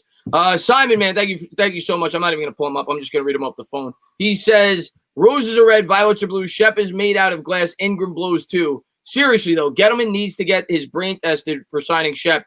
That's a move that I don't think Gettleman is criticized enough for, to be honest with you. I didn't hate the move when he made it, if I'm being honest, because I thought that he may have been looking at Shep as a guy that he was getting on a bargain because the market goes up every year. Shepard was a young receiver that had upside, and it was only a $10 million a year contract. You look at what wide receivers are getting paid now. They're getting, Amari Cooper got like 20. So I kind of understood that they were trying to do it, before he hit his stride, and they thought that he was going to, and the market was going to go up, but it didn't work out. That was a bad move. It was a horrible move. And they have him now committed at least through one more year because the dead cap is way too much. That move did not work out. A lot of it due to the fact that he's been often injured, whether it's, concussions or everything else, or the fact that he just hasn't lived up to what most Giant fans thought he was going to be. I don't think I've ever been more disappointed in a Giants player than Sterling Shepard. I was so excited when we got him. I thought that was such a great move. I thought it was a steal. I thought Sterling Shepard was going to be Victor Cruz. I really did. Him coming out of Oklahoma, he was so good. His hands, his route running, everything was so good. And even his rookie season, he had a couple of drops, but he definitely played very well. I think he had 8 touchdowns his rookie season. And then he just got hurt a lot. And, the concussion thing, what can you do? It is what it is. You get hit in the head, you're going to get a concussion. I mean, they say the same thing about Wentz. That is what it is. The 4-year, $40 million deal, I thought it was good. There was talk about them trading him to New England, and I didn't want that to happen because I thought Sterling Shepard would be really good for this team. I had the highest, opinion of Sterling Shepard. Even this year, I said Sterling Shepard's going to have a comeback year. He's going to lead the Giants in receptions and touchdowns. That's obviously not going to happen. But at the time we made the deal, he didn't have all these injury problems. Just they arise now. It sucks. And we're stuck with him. It is what it is. That was a failed thing. It was a really bad extension. Definitely. And remember, Gettleman didn't draft him. No, he didn't. G-Man Rising, man, thank you very much. He says, I hit the panic button when we drafted running back at 2, traded away our best wide receiver, claimed to still be all in on Eli Manning, and reach for DJ at 6. That's fair. I mean, listen, in retrospect, there's a lot of things that you could criticize the New York Giants for, and it's fair. But we're in the situation that we're in. And, the way I look at it is we got to hope that these players get better. And we have to hope that Daniel Jones is the guy and some of these younger players can be a part of the future. But, yeah, I mean, the running back at 2, in retrospect, yeah, it was a bad pick. Even without the injury, it was a bad pick because we did not have a team. Now, what happened was the New York Giants tried to do both at the same time. You don't want to bring in a running back without an offensive line. The Cowboys did it right. They brought in Zeke. They had an offensive line. If you're going to spend a premium pick on a running back, you want to make sure that you can get the most out of them because they have a short shelf life. What the Giants tried to do was they tried to do both at the same time. Gettleman saw that they had a bad offensive line. He spent a ton on Solder. He drafted Hernandez, but it didn't work out. Both those players have not lived up to expectations, and that makes the Barkley pick look even worse. Had Hernandez been good, nobody's talking about the guard. Hernandez is the guard. It was a good pick in the second round. Probably Barkley would have looked that much better. But yeah, I mean, at the end of the day, it was a bad pick. We didn't have the team set up, and we didn't orchestrate properly to make the team get set up properly for Saquon Barkley to be a successful running back, or as successful as he could potentially be 3 years into his career. Hindsight's always 20/20. I say this all the time. I definitely did not panic when they took Saquon Barkley. I would have panicked if they took Sam Darnold because I know he was going to suck. There was no question. I did not want Quentin Nelson second. I did not. If we were going to take him, I wanted to trade back. If we were going to take Bradley Chubb, I wanted to trade back. I mentioned this in the Odell Beckham thing when I talked about trading Odell Beckham back in March of 2018 to the Cleveland Browns. I said, I like Sony Michel and I like Nick Chubb. I said, I think they could be just as good as Saquon Barkley. Maybe we need to look at trading Odell Beckham and getting some more picks so you can get a Bradley Chubb and not taking Saquon Barkley at 2. But this is the thing. The Giants started out 1-7 in 2018. The last 8 games, they were 4-4, but they should have been 7-1. Okay, the defense blew these games. Barkley had an unbelievable rookie season. Nobody after 2018 was sitting there saying Barkley was the wrong pick. There's not one person. There's nobody being honest with themselves after 2018 said that was a bad pick. We should have never taken Barkley. Nobody said that after his rookie season. Now he ended up getting a high ankle sprain, in game 3 last year, and he tore his ACL this year. So now it does look bad. But 2018, it didn't. It looked like he was going to be really good because Giants fans were like, God, can you imagine how good he's going to be when we get a good offensive line? It just ended up failing. But there's no way I panicked there. I panicked when we took Daniel Jones at 6. You saw our reaction. Neither one of us were happy with that at all. But I'll always go back to the fact, like Chris says, and we've talked about this a number of times, to me, that was a Mara pick. That was not a Gettleman pick. They were trying to get retribution for Eli because they benched him for Geno Smith. And I swear to God, they felt like they owed it to Eli Manning, which is why they gave him 2 more years. They should have never done that either. They should have just cut ties with him after 2017. It should have been over at that point. They should have let him walk, and they should have started there. That's where, if they wanted to take Darnold, they should have got rid of Eli. But the fact that Eli was still there, you can't draft the quarterback with Eli having 2 years on his contract. So it hampered them. And that's why I think that pick was made. I don't put that on Gettleman. I put that on ownership. That's an ownership pick, in my opinion. Yeah, I agree with that. I think that Gettleman might have agreed with the Saquon Barkley pick, but the fact of the matter is this: we ended up with Gettleman because, in my opinion, and this is all guessing, we don't know. I think Mara forced Eli Manning on the next GM. I think if you would have brought in the best GM that would have been potentially available for the job, he probably would have said we have to take a quarterback, or at least we have to trade down. I think Mara forced Gettleman to come in with the philosophy of you got to win now. You got to support your quarterback, Eli Manning. We're 2 years removed from the playoffs, and I think he had a lot to do with that pick. I'm not going to cry about the pick. If you asked me right now on draft night what would have been the optimal thing that I wanted, it was a trade down. I honestly could say that. I wasn't on YouTube when it happened. I would have preferred a trade down. I'm not going to fault them for taking Barkley at 2 if they didn't feel any of the quarterbacks were franchise quarterbacks because, everybody brings up, the guard. Guards don't go number 2 in NFL drafts. They don't. But if there was a trade down, I agree they should have traded down. But we can't live 3 years in the past. We're in the present, and we have to hope that the players that are on this team develop and get better, and we have to hope that the direction of this team improves as we go along. Yep. Die Hard Giants fan, man, thank you so much, man. I really appreciate that, man. Thank you for all the tremendous support on the channel. I really appreciate it. That's all I can say. He says, can we please, these cowgirls in the F-face, after 4 weeks of misery, it'll feel great. With this division, anyone who wins in the division is getting blown out in the first round. But what the hell? I don't expect it, but win against Dallas. I agree. I mean, listen, we're all fans. We all want them to win against Dallas. So I'm with you. I'm with you, my man. Let's get a win this week. Let's find a way to get a win. Let's get some positive vibes going on in this fan base. And Dyer, I'm completely with you, man. So I like the positivity. I think it was Sajid says this to me, right? So he said, what did he say? He said, stop being optimistic. You're a curse. See, I can't win with some people, right? So I get down on a team. They're like, you're not a fan. And these same people, when I say I feel like we're going to win, say, you're a curse. So what the hell is it? So I can't win either way. If I'm realistic about the team and I say, you guys suck, I'm not a fan. But if I sit there and go, I think we can win, you're like, well, what the hell? You're a curse. So I can't win. I am going to tell you this, and this is why they're going to win this game. Because Sunday, I'm having cinnamon rolls for breakfast. You damn right, Chris. That is happening. And they're winning.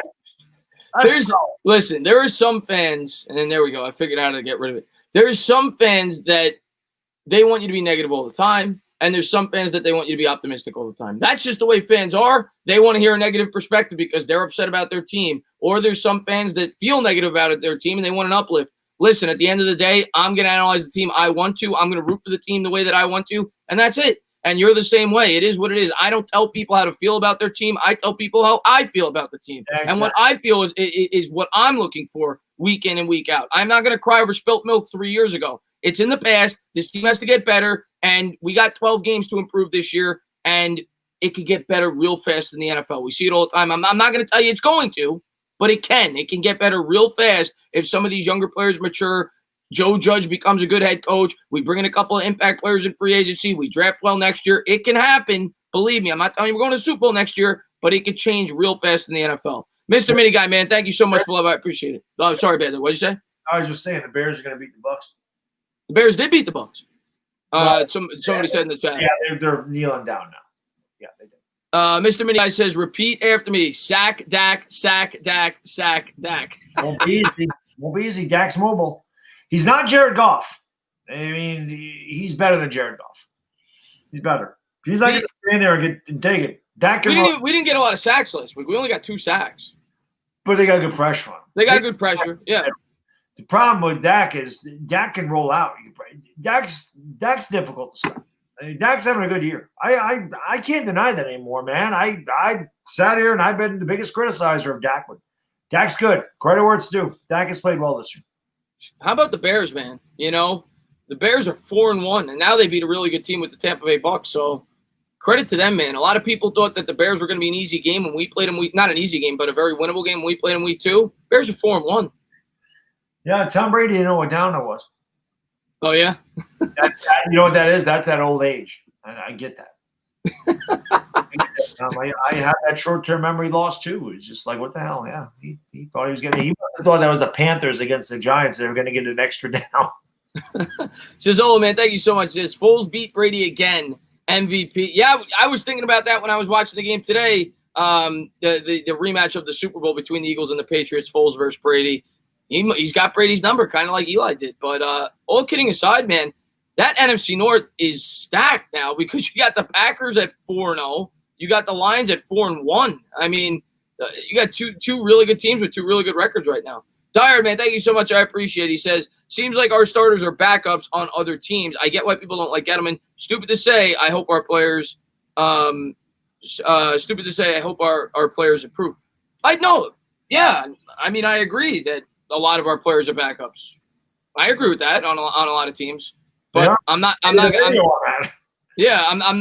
gonna go into every week just saying, crying about it. I'm gonna hope that they get better. I'm not telling you that they're going to, but we got 12 games for some of these players to improve and hopefully be a big part of the future. I think there's players on this team that can be. And I think there's players on this team that cannot be. But, like I said at the top of the stream, this defense, I think, is 2 pieces away. I think they're 2 pieces away from being a very good defense. I'm talking top 8, top 7, top 8, top 9 in the league. If you can keep Patrick Graham here, I think Patrick Graham's done a great job. I think we need another corner, and I think we need an edge. And I think you can. I think you can do that. I think you can do that in one off season. Well, listen, we talk about the Chargers cannot keep both Bosa and Engram. I don't think that's happening. They're not going to franchise them. I think one of those guys is going to be out there for the Giants to go after, and whether it's Joey Bosa or whether it's Melvin Ingram. But either way, you get a guy like that on the team, and you draft a corner, then you got something. And again, I would like you, Chris, and not to mention the secondary is very young. We haven't seen what Mckinney can do yet. So these guys get better, and you bring in that's what we're missing to me is that pure edge rush. We don't have that. We get that guy in here. It covers a lot of holes in the secondary too when you got a guy that's getting in there and getting pressure on the quarterback and making him get rid of that ball where he can't survey the field and go through the second and third read. If he has to get there and he can only get through 2 reads, you're going to get to – that's going to help your secondary out a lot. When they have time to survey the field, I don't give a damn who the receivers are, who the quarterback is. The longer he sits back there, the better chance he is to either complete a pass or to get a penalty on the defense.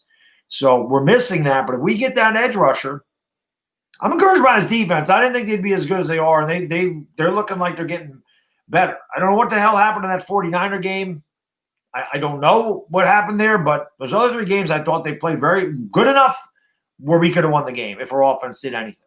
Yeah, I think Patrick Graham has a lot to do with it. I realized I made a mistake. I said the Lions. I meant to say the Bears. The Bears are 4-1, guys. I apologize. Oh, I was going to say the Lions are 4-1. The Bears are 4-1. The Packers are 4-0. The Vikings stink. Yes, they do. The Vikings are horrible. Just Nate, man, thank you very much. He says the Giants are winning 40-3. Just Nate, like I told you during my stream the other day, lay off the ganja. Yeah, definitely part of the 420 crew. I like maybe 40-30. Giants win this game 31-27. Let's go. Nate, lay off the ganja, my man. 40 points. Are you? Come on, my man. Let's see what we got. Points with the 3. Yeah, 3 to Dallas.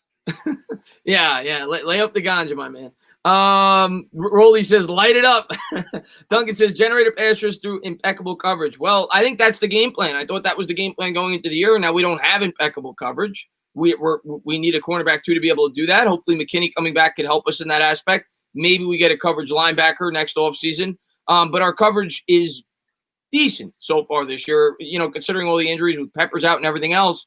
I think that's the game plan. I thought that was the game plan from the start. Now, of course, if you get an elite edge rusher, it's only going to help that, which I hope that they get in this offseason along with a good cornerback, whether it's in free agency or the draft. But, yeah, I thought that was the game plan from the start. I thought that it was going to be sacked through coverage, and you weren't going to have guys that had more than 6, 7, or 8 sacks. I think that's the defensive philosophy that Patrick Graham wanted to bring to the New York Giants.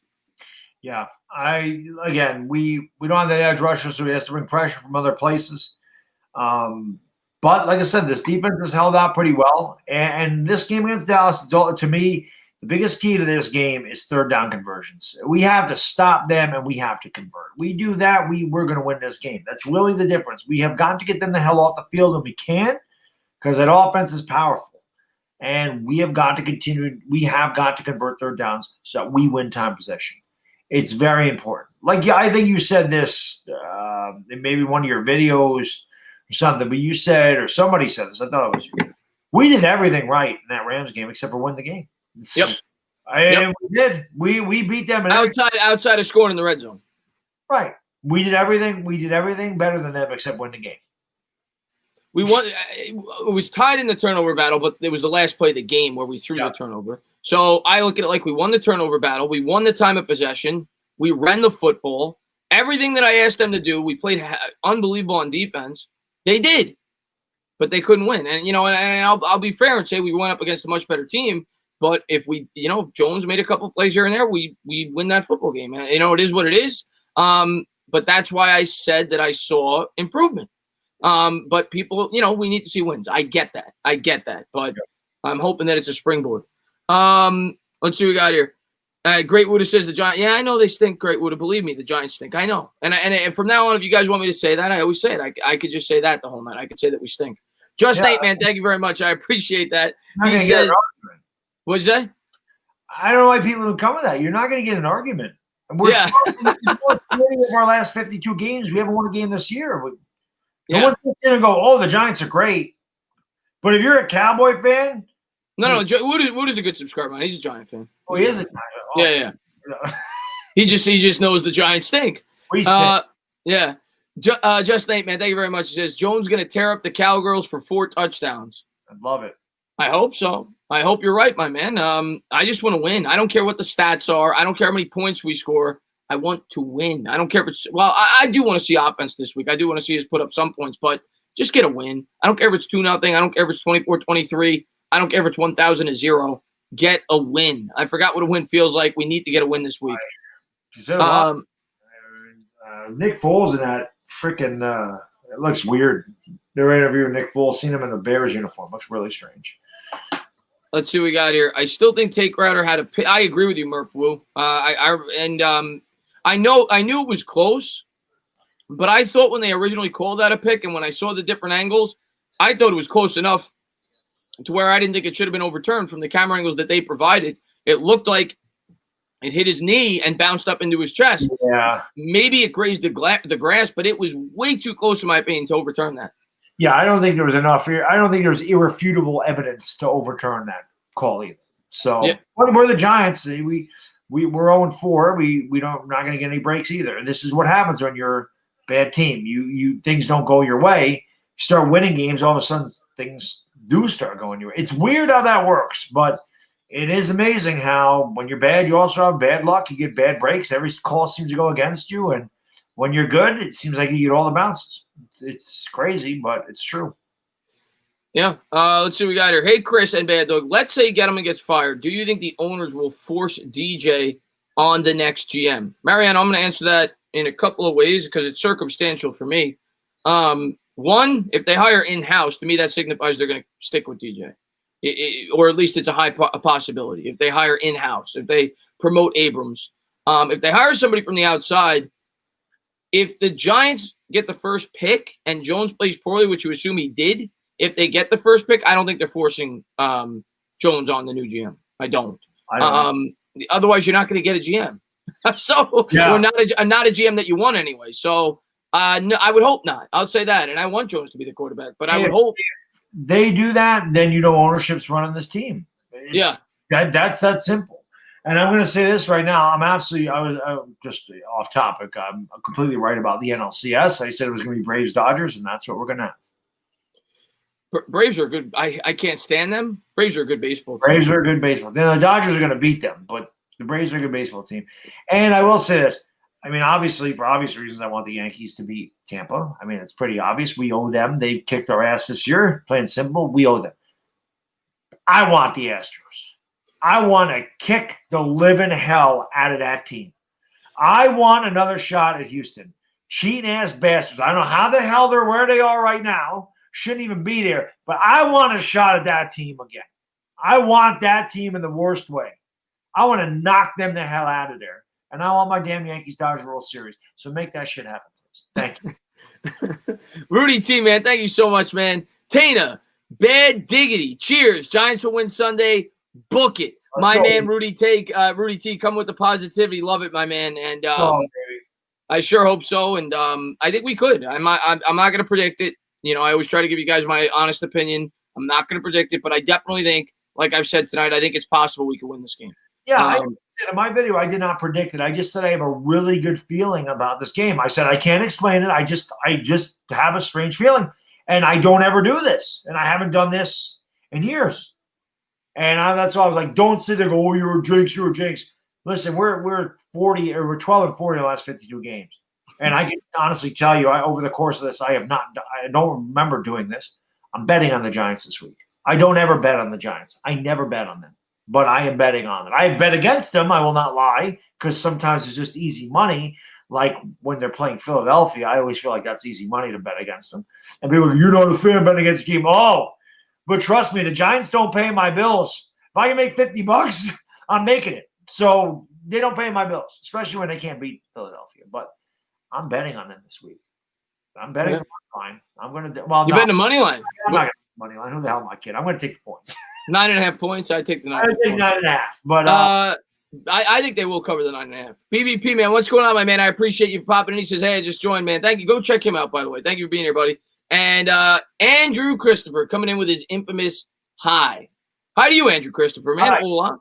How you doing, my man? And I see that Hanu's mom's in here. I wanted to say hello to Hanu's mom, because Hanu's mom's always commenting on my videos. And Hanu's mom says, Baddog says something I can go with. Yanks killing the Stros, but they have to get Tampa Bay one more time. Yeah, tomorrow's a big game for the Yankees. I like our chances tomorrow. Garrett Cole's pitching. We need some runs early. Get like 3 runs in the first 2 innings. Let Cole get on cruise control. Gleyber Torres had a massive home. You know, it's funny. We're up 2-1 in this game. I'm like I didn't shower yesterday. I had no chance to, because we had no heat. So if I have no heat, I have no hot water, no power. I can't shave. I'm in there shaving and listening to the Yankees. And I'm sitting there going, God, it's got to be like 96. Like 1996, we were up 2-1 against the Braves going into the 8th. And Bernie Williams hit a massive 2-0 home, made it 4-1. I'm like, we need that right now. Now, it happened an inning later. But that 2-0 by Torres, that was huge. Yeah. So, kind of win tomorrow. That has to happen. Well, you definitely got to. The Lakers got to win tomorrow so I can start doing the Yankee games, because I feel so bad that I haven't been able to do a damn Yankee. I think it's done 1, and we kicked the hell out of Cleveland that night. So somebody just said, what's going on, Ashton, man? Thanks for popping into the stream, guys. Thank you guys for being here. Chris Bass says, why does our fan base jump ship so quick? A young-ass team and a coaching staff 4 weeks in, so quick to say fire Gettleman and get rid of it. Well, Chris, we did it last year too. New York fans, you should know this. New York fans, and I get it, the team has not been playing well, so I completely understand it. New York fans are passionate. New York fans are not patient. New York people are not patient. Or not. And it's why I try to express that as much as I can on this channel, because I do think that this fan base needs some patience, especially in a year like this. But I understand why people are not patient, believe me. And the fact that we're starting 0-4, we've been 0-4, it seems, every year for the last 3 or 4 years, even though we were 2-2 last year, I get why people are not patient. But I agree with you. I think that going into this year, if you were thinking rationally, you had to think they were going to get off to a slow start with the schedule that they were provided, the new schemes on both sides of the ball, a new coach that was 38 years old, and just for the simple fact that we don't have a lot of talent and unfamiliarity on the offensive line. So I was hoping for 1-3 through the first 4. I wasn't hoping for 0-4, but that's why. That's the answer, because the team's been horrible. 2 things. Number one, Waterfly says can't take a cold shower. I don't choose to do that. Do you ever try to take a cold shower in the dark? No. Do you ever try to shower in the dark? I mean, I could have put a flashlight in there, I guess. But no, I'm not gonna take a cold shower. That's not gonna happen. So I'm not 18 anymore. I don't need to take cold showers. I'm married, so we ain't gonna worry about that. And cold showers are for a different purpose. I ain't gonna worry about that. Number 2, reason guys are impatient with the Giants. It's not this year. This goes back years. This is going back to 2013 when we started 0-6, and it's been bad ever since. You can talk about 2016. That was an aberration. Okay, we played the softest schedule known to man. We won every single game by 7 points or less, except for maybe the Cleveland game. I can't remember. And the only reason we won by more was because JVP had a defensive touchdown in that game. And every time we played a good team, we got smacked around. This team hasn't been good since 2013. That is why people are running out of patience. Not because this is an all new team, guys, or, we got a new coach. No, I get it. I get it. Because it's 7 years. How long do you want us to be patient? We've lost 40 of 52 games. That is why we're impatient. We want to see improvement. I don't think, like Chris said, I don't think any Giants fan went into the season going, we're going to – no rational ones. I know our boy Fisk was saying 10. I love Fisk. Fisk is – sometimes he's just not rational, okay? I know some Giants fans, 10-6, 11-5. God bless them. I think if you're being realistic about the situation, you were thinking 5 or 6 wins. But you want to see them get better, and we haven't seen that. Maybe this Rams game we did. We lost the game, but I could live with that loss. I didn't like the end of it. I thought Daniel Jones gave it away, but I thought we played a lot better. And that's all I think Chris and I and a lot of Giants fans want to see was this team just show improvement week to week, win a couple of games, beat the teams in your division, win a game or 2 that you're not supposed to win, go 6-10.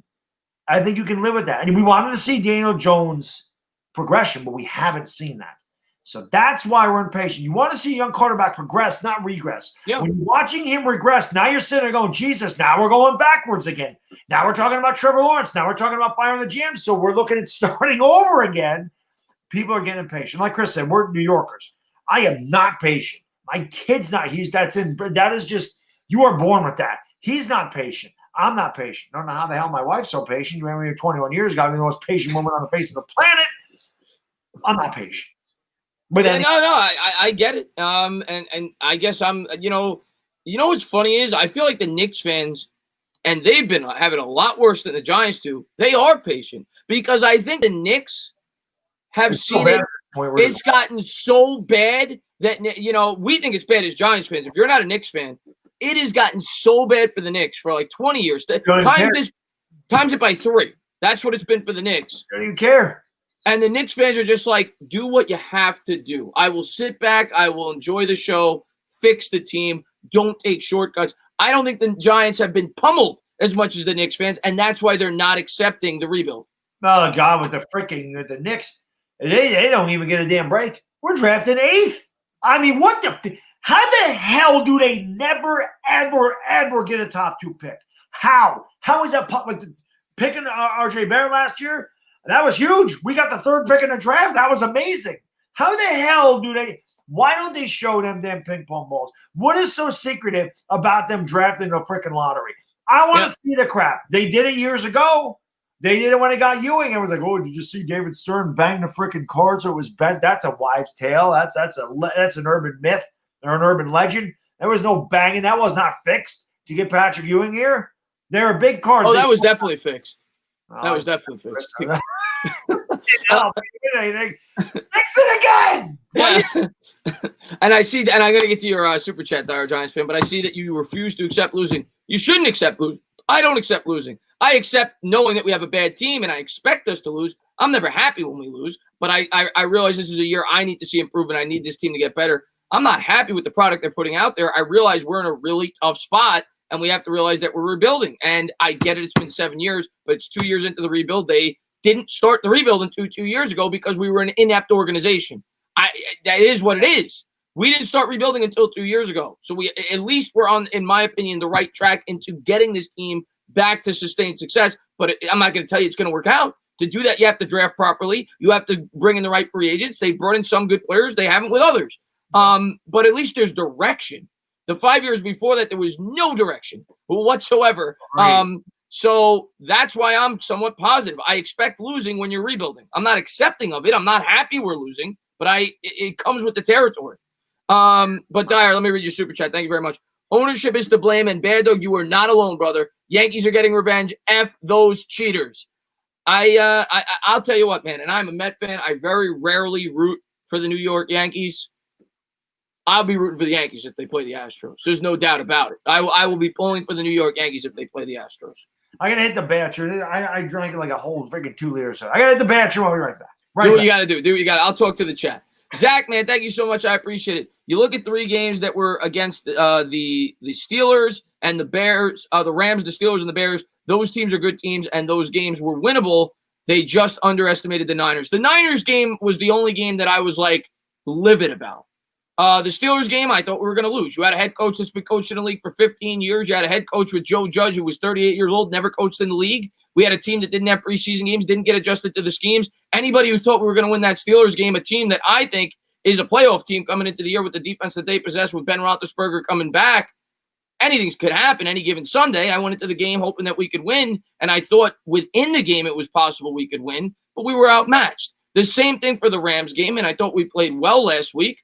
And week 2 against the Bears, it was an okay game. The game against the Niners was embarrassing. It was unacceptable. Not the loss, but the way that we lost. Andrew Thomas, man, thank you very much. I appreciate it. You're picking 5th in the first round, and we don't go wide receiver in free agency. Should we get Chase or trade down to the 8 to 11 and get Parson? Good question. Listen, if we don't sign a free agent wide receiver, it's hard. It's very hard for me to answer that right now because I don't know how they're going to feel about second-round wide receiver prospects. I'll say this. If the New York Giants feel like they can get a supreme wide receiver in the second round, being that's a very deep wide receiver draft class, I would elect to go with a defensive player there. But if they feel like nobody is even close to Jamar Chase and they have to take him, I understand it. It's definitely a need for this football team. And I'm not a guy that normally goes out of his way to say that we should draft a wide receiver early. But our wide receiving core is that bad when you factor in that Golden Tate's going to be cut. You factor in that Sterling Shepard is injury prone. They don't create a lot of separation. So I'd understand it. But I think it would have to come down to how they value the position. Do they feel like there's an elite prospect in the second round that they could potentially grab in a very deep wide receiver draft class? Yeah, Johnny T, about the Yankees. Choosing the Lakers over the Yankees. Listen, I have streamed the Lakers all season. All season. I have streamed 90 Laker games, okay? There is no way that I'm not doing a game where they have a chance to win a championship. I'm not doing that. I made that commitment at the beginning of the year. I told Chris before the year started, I'm going to stream all the Laker games that I can. That was my commitment. It is not my fault that there was a pandemic that delayed the Lakers going into October. Normally, the basketball season is done in June. It's just a weird set of circumstances. But when a team that I've covered all year has a chance to win a championship, and there are literally thousands of people wanting me to stream that game so they can celebrate during my streams, I can't do that. It's just the way it goes.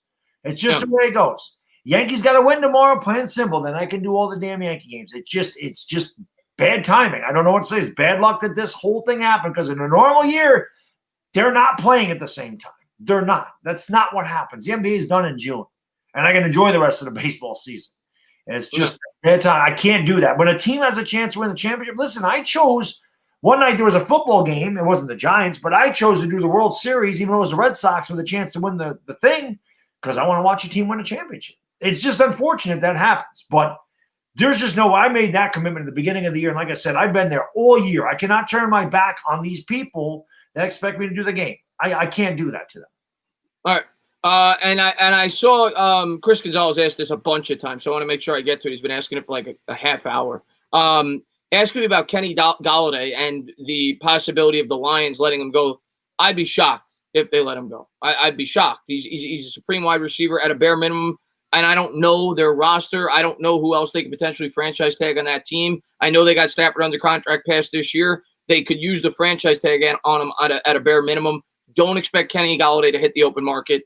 Don't plan on that as a New York Giant fan. I don't see it happening. I think that at a bare minimum, the Lions will franchise tag Kenny Goliday. I'd be surprised if he's available. Yeah. Again, about the wide receiver, man, drafted fifth. I don't know. Again, like I said, it depends on what they deem more valuable. Maybe Micah Parsons is a guy you want fifth overall. Maybe Gregory Rousseau is there.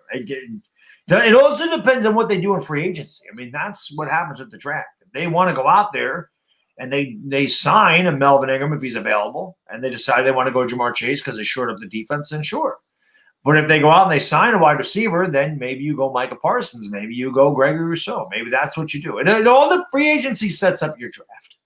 Yeah, you're really deciding which you want to do in the draft, and what you want to sign as a free agent. So yeah, no, I'm not a Laker fan. I'm a Knicks fan. I say that all the time.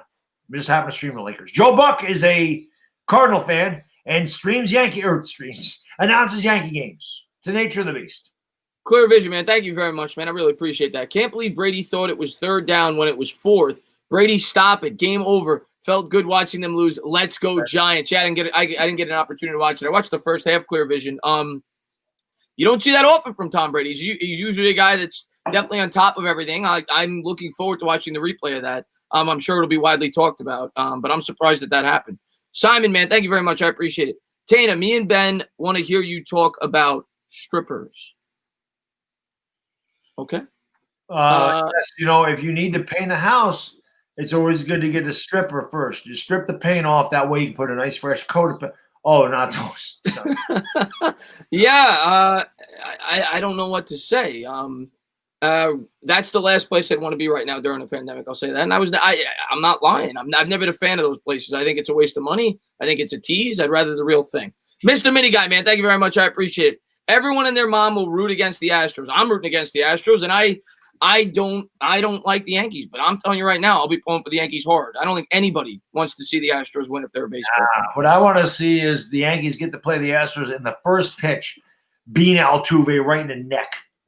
Or Correa, either one of them, or Springer. Hit them all. The hell with it. Lose the first game, just beat them.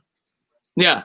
Yeah, I'd like to see them hit a couple of players, no doubt about it. I think they need to hit Altuve right in the hand and break his bones. And then I think Correa needs to take one right up the chest and knock that stupid buzzer off of his chest. Yeah, I want that damn team in the worst way. I want to face them, and I want to kick their Astros. That's what I want to do. Tana, you're a mother? No, I'm not. Not that I know of, independent outside. I don't think I'm a mother. Anthony Ponzio, man, thank you very much. I really appreciate it. He says, is there a big pass rusher coming out of the draft that the Giants can target at the top of the draft? Greg Rousseau, that's the name that you always hear about.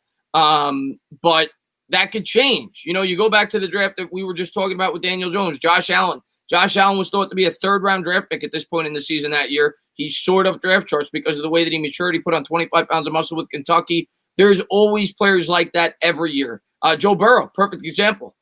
Baker Mayfield, perfect example. You can't even look at the draft right now. You can't, because draft charts are going to completely change in 2 months. Of course, a guy like Trevor Lawrence is going to be at the top, but outside of him, you don't know who's going to be getting picked where. You don't know where these players are going to fall in these draft charts as teams get to evaluate them throughout the collegiate season. I'm sure there's going to be another edge rusher. People are saying it's a thin class. There'll be another edge rusher that probably emerges that'll be thought to be a top 10 to 15 prospect. Yeah, no doubt. And Anthony Ponzio, obviously, that's a good old Italian guy right there. So He's definitely not Irish. That's no, for sure. no, I like that. Anytime you got a Z in your name, you know you're good. You know. But by the way, anybody, we'll go for another 10 or 15 minutes. By the way, anybody that has not subscribed to Bad Dog Sports, please go subscribe to Bad Dog Sports. They've been posting the link throughout the stream. Dire Giants fans have been posting it. We'll be over there next week doing this show, doing the Giants stream. So go on over there, check them out. Craig Robinson says Met fans don't root for the damn Yankees. Craig, I don't. This is the exception I will make. And I would root for them probably against the Phillies or the Braves, but this is the exception I will make. And don't get it twisted, Craig. I'm not going to be wearing a Yankee hat. I'm not going to be screaming when they score runs, believe me.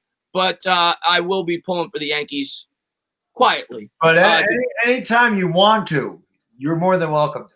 Put on a Yankee hat and scream for them. Anytime, Chris. But believe me, Craig, and Craig's awesome. He always tunes in he always comments on my videos. Believe me, Craig, I do not root for the New York Yankees. Believe me. Believe me. We're gonna get him over here. Yeah. Dire Giants fan, man, thank you very much. I appreciate it. He says, if DJ performs well with little to no fumbles and no turnovers, if we place top 10, do you see us trading back, not including free agency? What positions are both looking to solidify? Edge, corner, wide receiver. Dire, man, thank you very much for the love. I appreciate it. So if DJ performs well, I think we're still going to be picking top 10 no matter how well DJ plays this year, just because our schedule is ridiculous. But if DJ plays well this year and the New York Giants decide we're going to keep DJ, your first question is, do you see us trading back? If we have Gettleman, no. Gettleman doesn't trade back. If we have a new GM, possible. I mean, it depends. It depends on where we're picking. If we're picking 2 or 3, it's definitely a possibility if we're not going quarterback. Somebody may want to come up to get a guy like Justin Fields. That's definitely a possibility. If we're picking 6, 7, 8, I don't know if that would be the case. In terms of our biggest need, I think you hit it. I mean, edge and corner, definitely the 2 biggest needs on our defense, along with maybe a coverage middle linebacker and wide receiver. And it depends on the offensive line. We have to find out if Gates is going to be the center. But I think Gates could be a part of that offensive line. Even if he's not going to be the center, I could see him being a guard. I could see him being a right tackle. But, yeah, I think we could probably still use one more offensive lineman for this team for sure, along with a wide receiver on the offensive side. And on defense, I think it's corner and edge. Those are our 2 biggest needs right now. Yeah. Creed Humphrey, center. There's your center that you want. From yeah. Oklahoma. Yeah, he's good. Yeah. Andrew Thomas, man, thank you very much. I really appreciate it. He says, Bad Dog, tough on Texas Longhorn as an Bad Dog, though, on Texas Longhorn as an I think he's asking about the quarterback. That'd be my guess on that. Sam Ehlinger is not going to be a good NFL quarterback. Sam Ehlinger's trash. I've seen him play. He's a lot of people feel like he's not meant for the NFL. No, he's not. He's more of he's a runner quarterback. He's a running quarterback, right? He'd be a poor man's Jalen Hurts, and Jalen Hurts is not an NFL quarterback either. And then the guy I talked about streaming the game with on Saturday, he's a diehard Oklahoma fan. I asked him, I said, what do you think about him? He said pretty much what I did. He's like, no, he's not an NFL quarterback. He's a gimmick quarterback. He's like Taysom Hill. And that's not somebody – and he didn't even know I said that. So, obviously, as guys that watch Oklahoma football, not high in Jalen Hurts. Sam Ehlinger is not good, and he will not be good in the NFL. He's a 4th-round pick. That's where he should go. Yeah. And, no, I agree with you. I see Craig says we could get a center in the 2nd round. Yeah, I wasn't talking about center in the 1st round. Yeah, we're not taking a 2nd round. We're not taking a center in the 1st round. I was just talking about our needs. I think that could be. If Gates, Gates could be the center, but if he's not, that could definitely – an offensive lineman, whether it's a guard or a center or a tackle, depending on what pair it is, I could see us trying to add one more piece, whether it be the 2nd or the 3rd round, and a wide receiver. I think those are our 2 biggest needs on the offensive side of the football. We'll get to a couple more questions here. Mr. Mini Guy, man, thank you very much. Do you think I could be on the channel someday? Yeah, Saturday. I'm gonna do the subscriber stream again. So I'll have a couple of people on. I'll probably have a giant YouTuber on. So yeah, if you're interested, hit me up on Twitter. I don't know if you follow me on Twitter. I don't know if you have a Twitter. If you have a Twitter, DM me on Twitter, and I'll get you on the channel. Let's see what we got here. Sub up the Italian Master. I appreciate that, Christopher Porzingis, and sub up Bad Dog as well. Tana, you still doing the Discord? Simon, I have not done that this year. The Discord, I haven't promoted that nearly enough, and it doesn't seem like that many people have joined it. If more people joined it, I would do the voice chats every now and again. It's probably something I'll do in the off season more so. As it gets closer to the draft, stuff like that. Right now, I'm not really doing the voice chats. Chris, I love my main man, Patrick Surtain. Yes, you do, Nicky. You're a huge Bama fan. That's a cornerback that a lot of people talk about, thought to be the best prospect in this year's draft. And if we're picking in the 6 to 8 range, as much as Giant fans may not want to hear, because I know that we always miss on corners, I think he's a possibility. Well, I mean, we'll see. Now we'll see. Trying to think of the one cornerback that came out of Alabama and he was supposed to be great and he wasn't. He just ended up being a kick returner, and I cannot remember that guy's name. I know that D. Milliner was one that failed for the Jets. I know that. That's not the guy I'm thinking of though. There's been a lot of Bama cornerbacks that have come out and have failed. So I don't know. I there's certain schools I don't like quarterbacks from, and I don't know how high I am on Alabama corners because I feel like the corners get they don't get exposed because their defensive line's usually so good, and Alabama's blowing everybody the hell out. So I don't know. That's tough. I'd rather get an edge rusher from Bama over a cornerback. Somebody asked me, Daniel Signorella, who's pitching with the Rays? Tyler Glasnow's pitching tomorrow. He pitched really well in game 2, so they're going with Tyler Glasnow. When is the next entertainment after? Not during the season. We might have a fun stream after the football season. We have not hit on a cornerback ever. Card coach says you're right. You're right. That doesn't mean you stop. You don't keep trying though. But you're right. Whenever we draft a cornerback, it very rarely works out. I will completely agree with that. But we need one. I mean, you look at this defense right now. Bradbury's not going to be here that much longer. I think he's going to be 28 next year. He only's got 2 more years left on his contract, and we got nobody else. After what happened to Baker, Beal opted out. I don't think you have much confidence in him. Maybe you sign a free agent corner. That's possible. You signed one last year. Maybe you sign another one. But it's definitely a need for this football team. Funk says, if we don't go wide receiver first round, I think we go edge rusher first round, wide receiver second, and lineman in the third. What do you think? Funk, depends. And I saw you asked the question about the schedule. Why did the Giants play a tough schedule this year with how bad they are? It's because of the divisions that we were just due to play. It's just the way that the schedule works out. But as far as the it depends on what we do in free agency. Like Baddog said earlier, if we sign a free agent wide receiver, we're probably not drafting one early. We won't know until such time the New York Giants, we see what they do in free agency. Nicky Sav, you nailed. Cyrus Jones is the guy I was thinking of. Cyrus Jones, that was the guy I was thinking of. So good on you. Cyrus Jones, D. Milliner, they just have a bad history of corners coming in here and succeeding. Andrew, man, thank you very much, man. Craig, I'll answer Craig's question first, then I'll get to Andrew's super chat. Thank you very much, Andrew. Craig says, any idea how much cap space we will have? Right now, it's impossible to know because of the pandemic. Like if you go on Sport Track right now, it says we only have $16 million in cap space, but that's because they're projecting it to go down. I think it's about 196 million or 200 million this year. They have it set up for 175 million next year. So you can't, I personally don't think they're going to drop the salary cap. I think if anything, they'll freeze it, maybe for 3 or 4 years until it catches back up, and then they'll start to accelerate it again. But if it's at 200 million, you figure we'd have about $40 million right now. But then you factor in that we Solder could be cut. You factor in that Zeitler could be cut. Golden Tate could be cut. They'll find a way to have about $55 to $60 million, and maybe you could bring in a piece or two. Let me read this super chat here. Andrew, man, thank you very much. I was thinking we should get Sewell, Oregon tackle, or Wade, the cornerback from Ohio State. What do you think about those NFL pro? I mean, I've watched plenty of highlights on Penei Sewell. I've read what people have said about him. He's supposed to be the best tackle he is just as highly thought of in terms of a generational talent as Trevor Lawrence is at quarterback. So I would understand if the Giants took him, if they were picking second or third. I would understand it. He's thought to be that good. And then you could shift Andrew Thomas over to the right side, and we would hope at that point you'd have the 2 pillars of your offensive line for the next 10 or 15 years. I don't know if they'll do that, but it's possible. I wouldn't rule it out.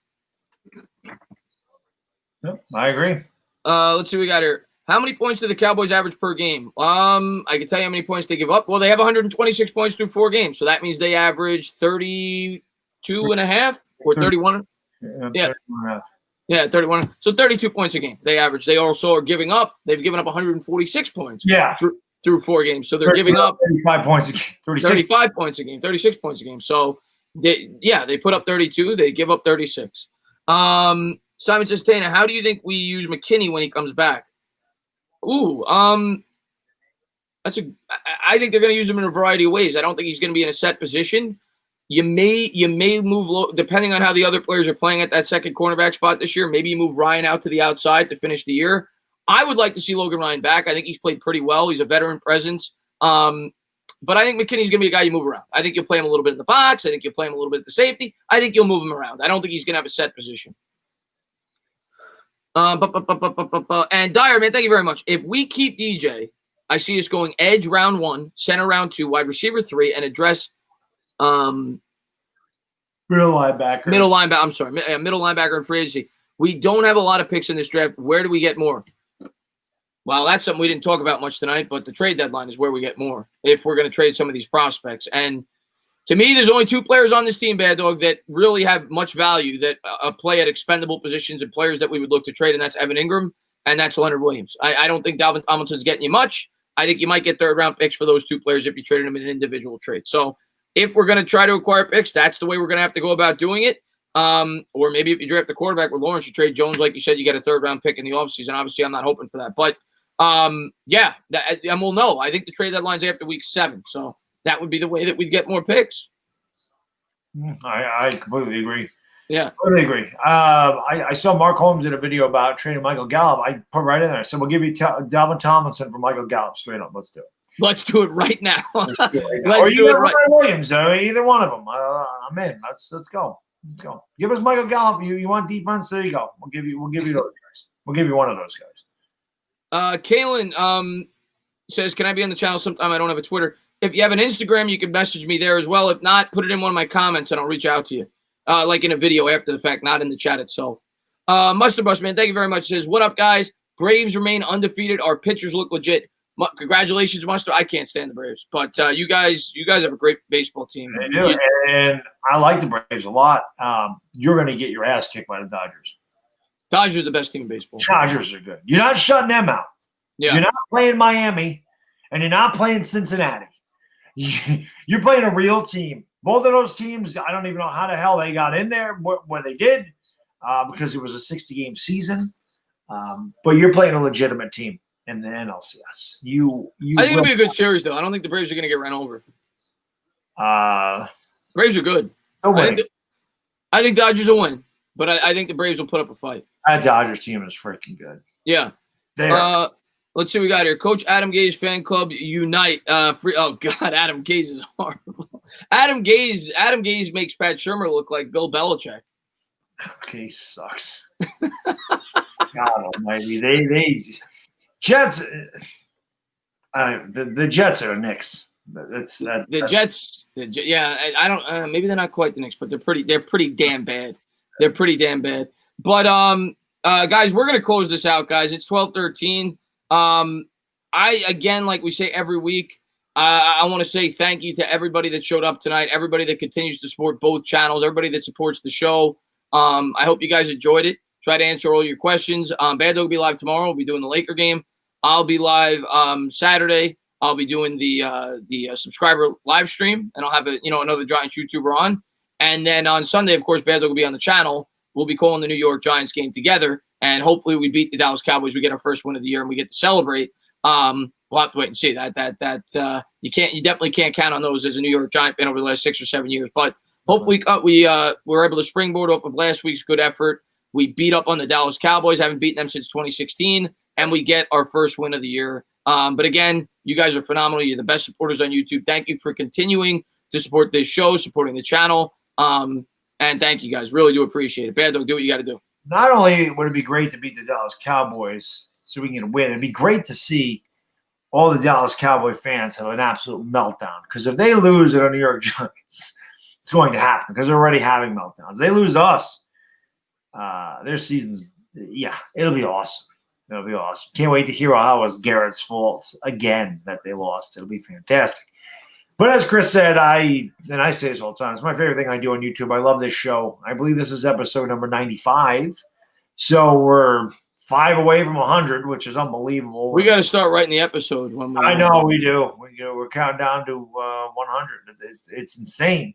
But, when we started this a couple of years ago, it didn't seem like it was going to be that big of a deal. It's amazing how it's growing. And again, I say it all the time, that the amount of support And the way this thing has grown with such a bad team just speaks to how great Giants fans are. It really does. So we really appreciate all the support because our channels are nothing without you guys. You guys are the ones that make our channels, pop. You're the reason. You're big inspirations us to want us to work.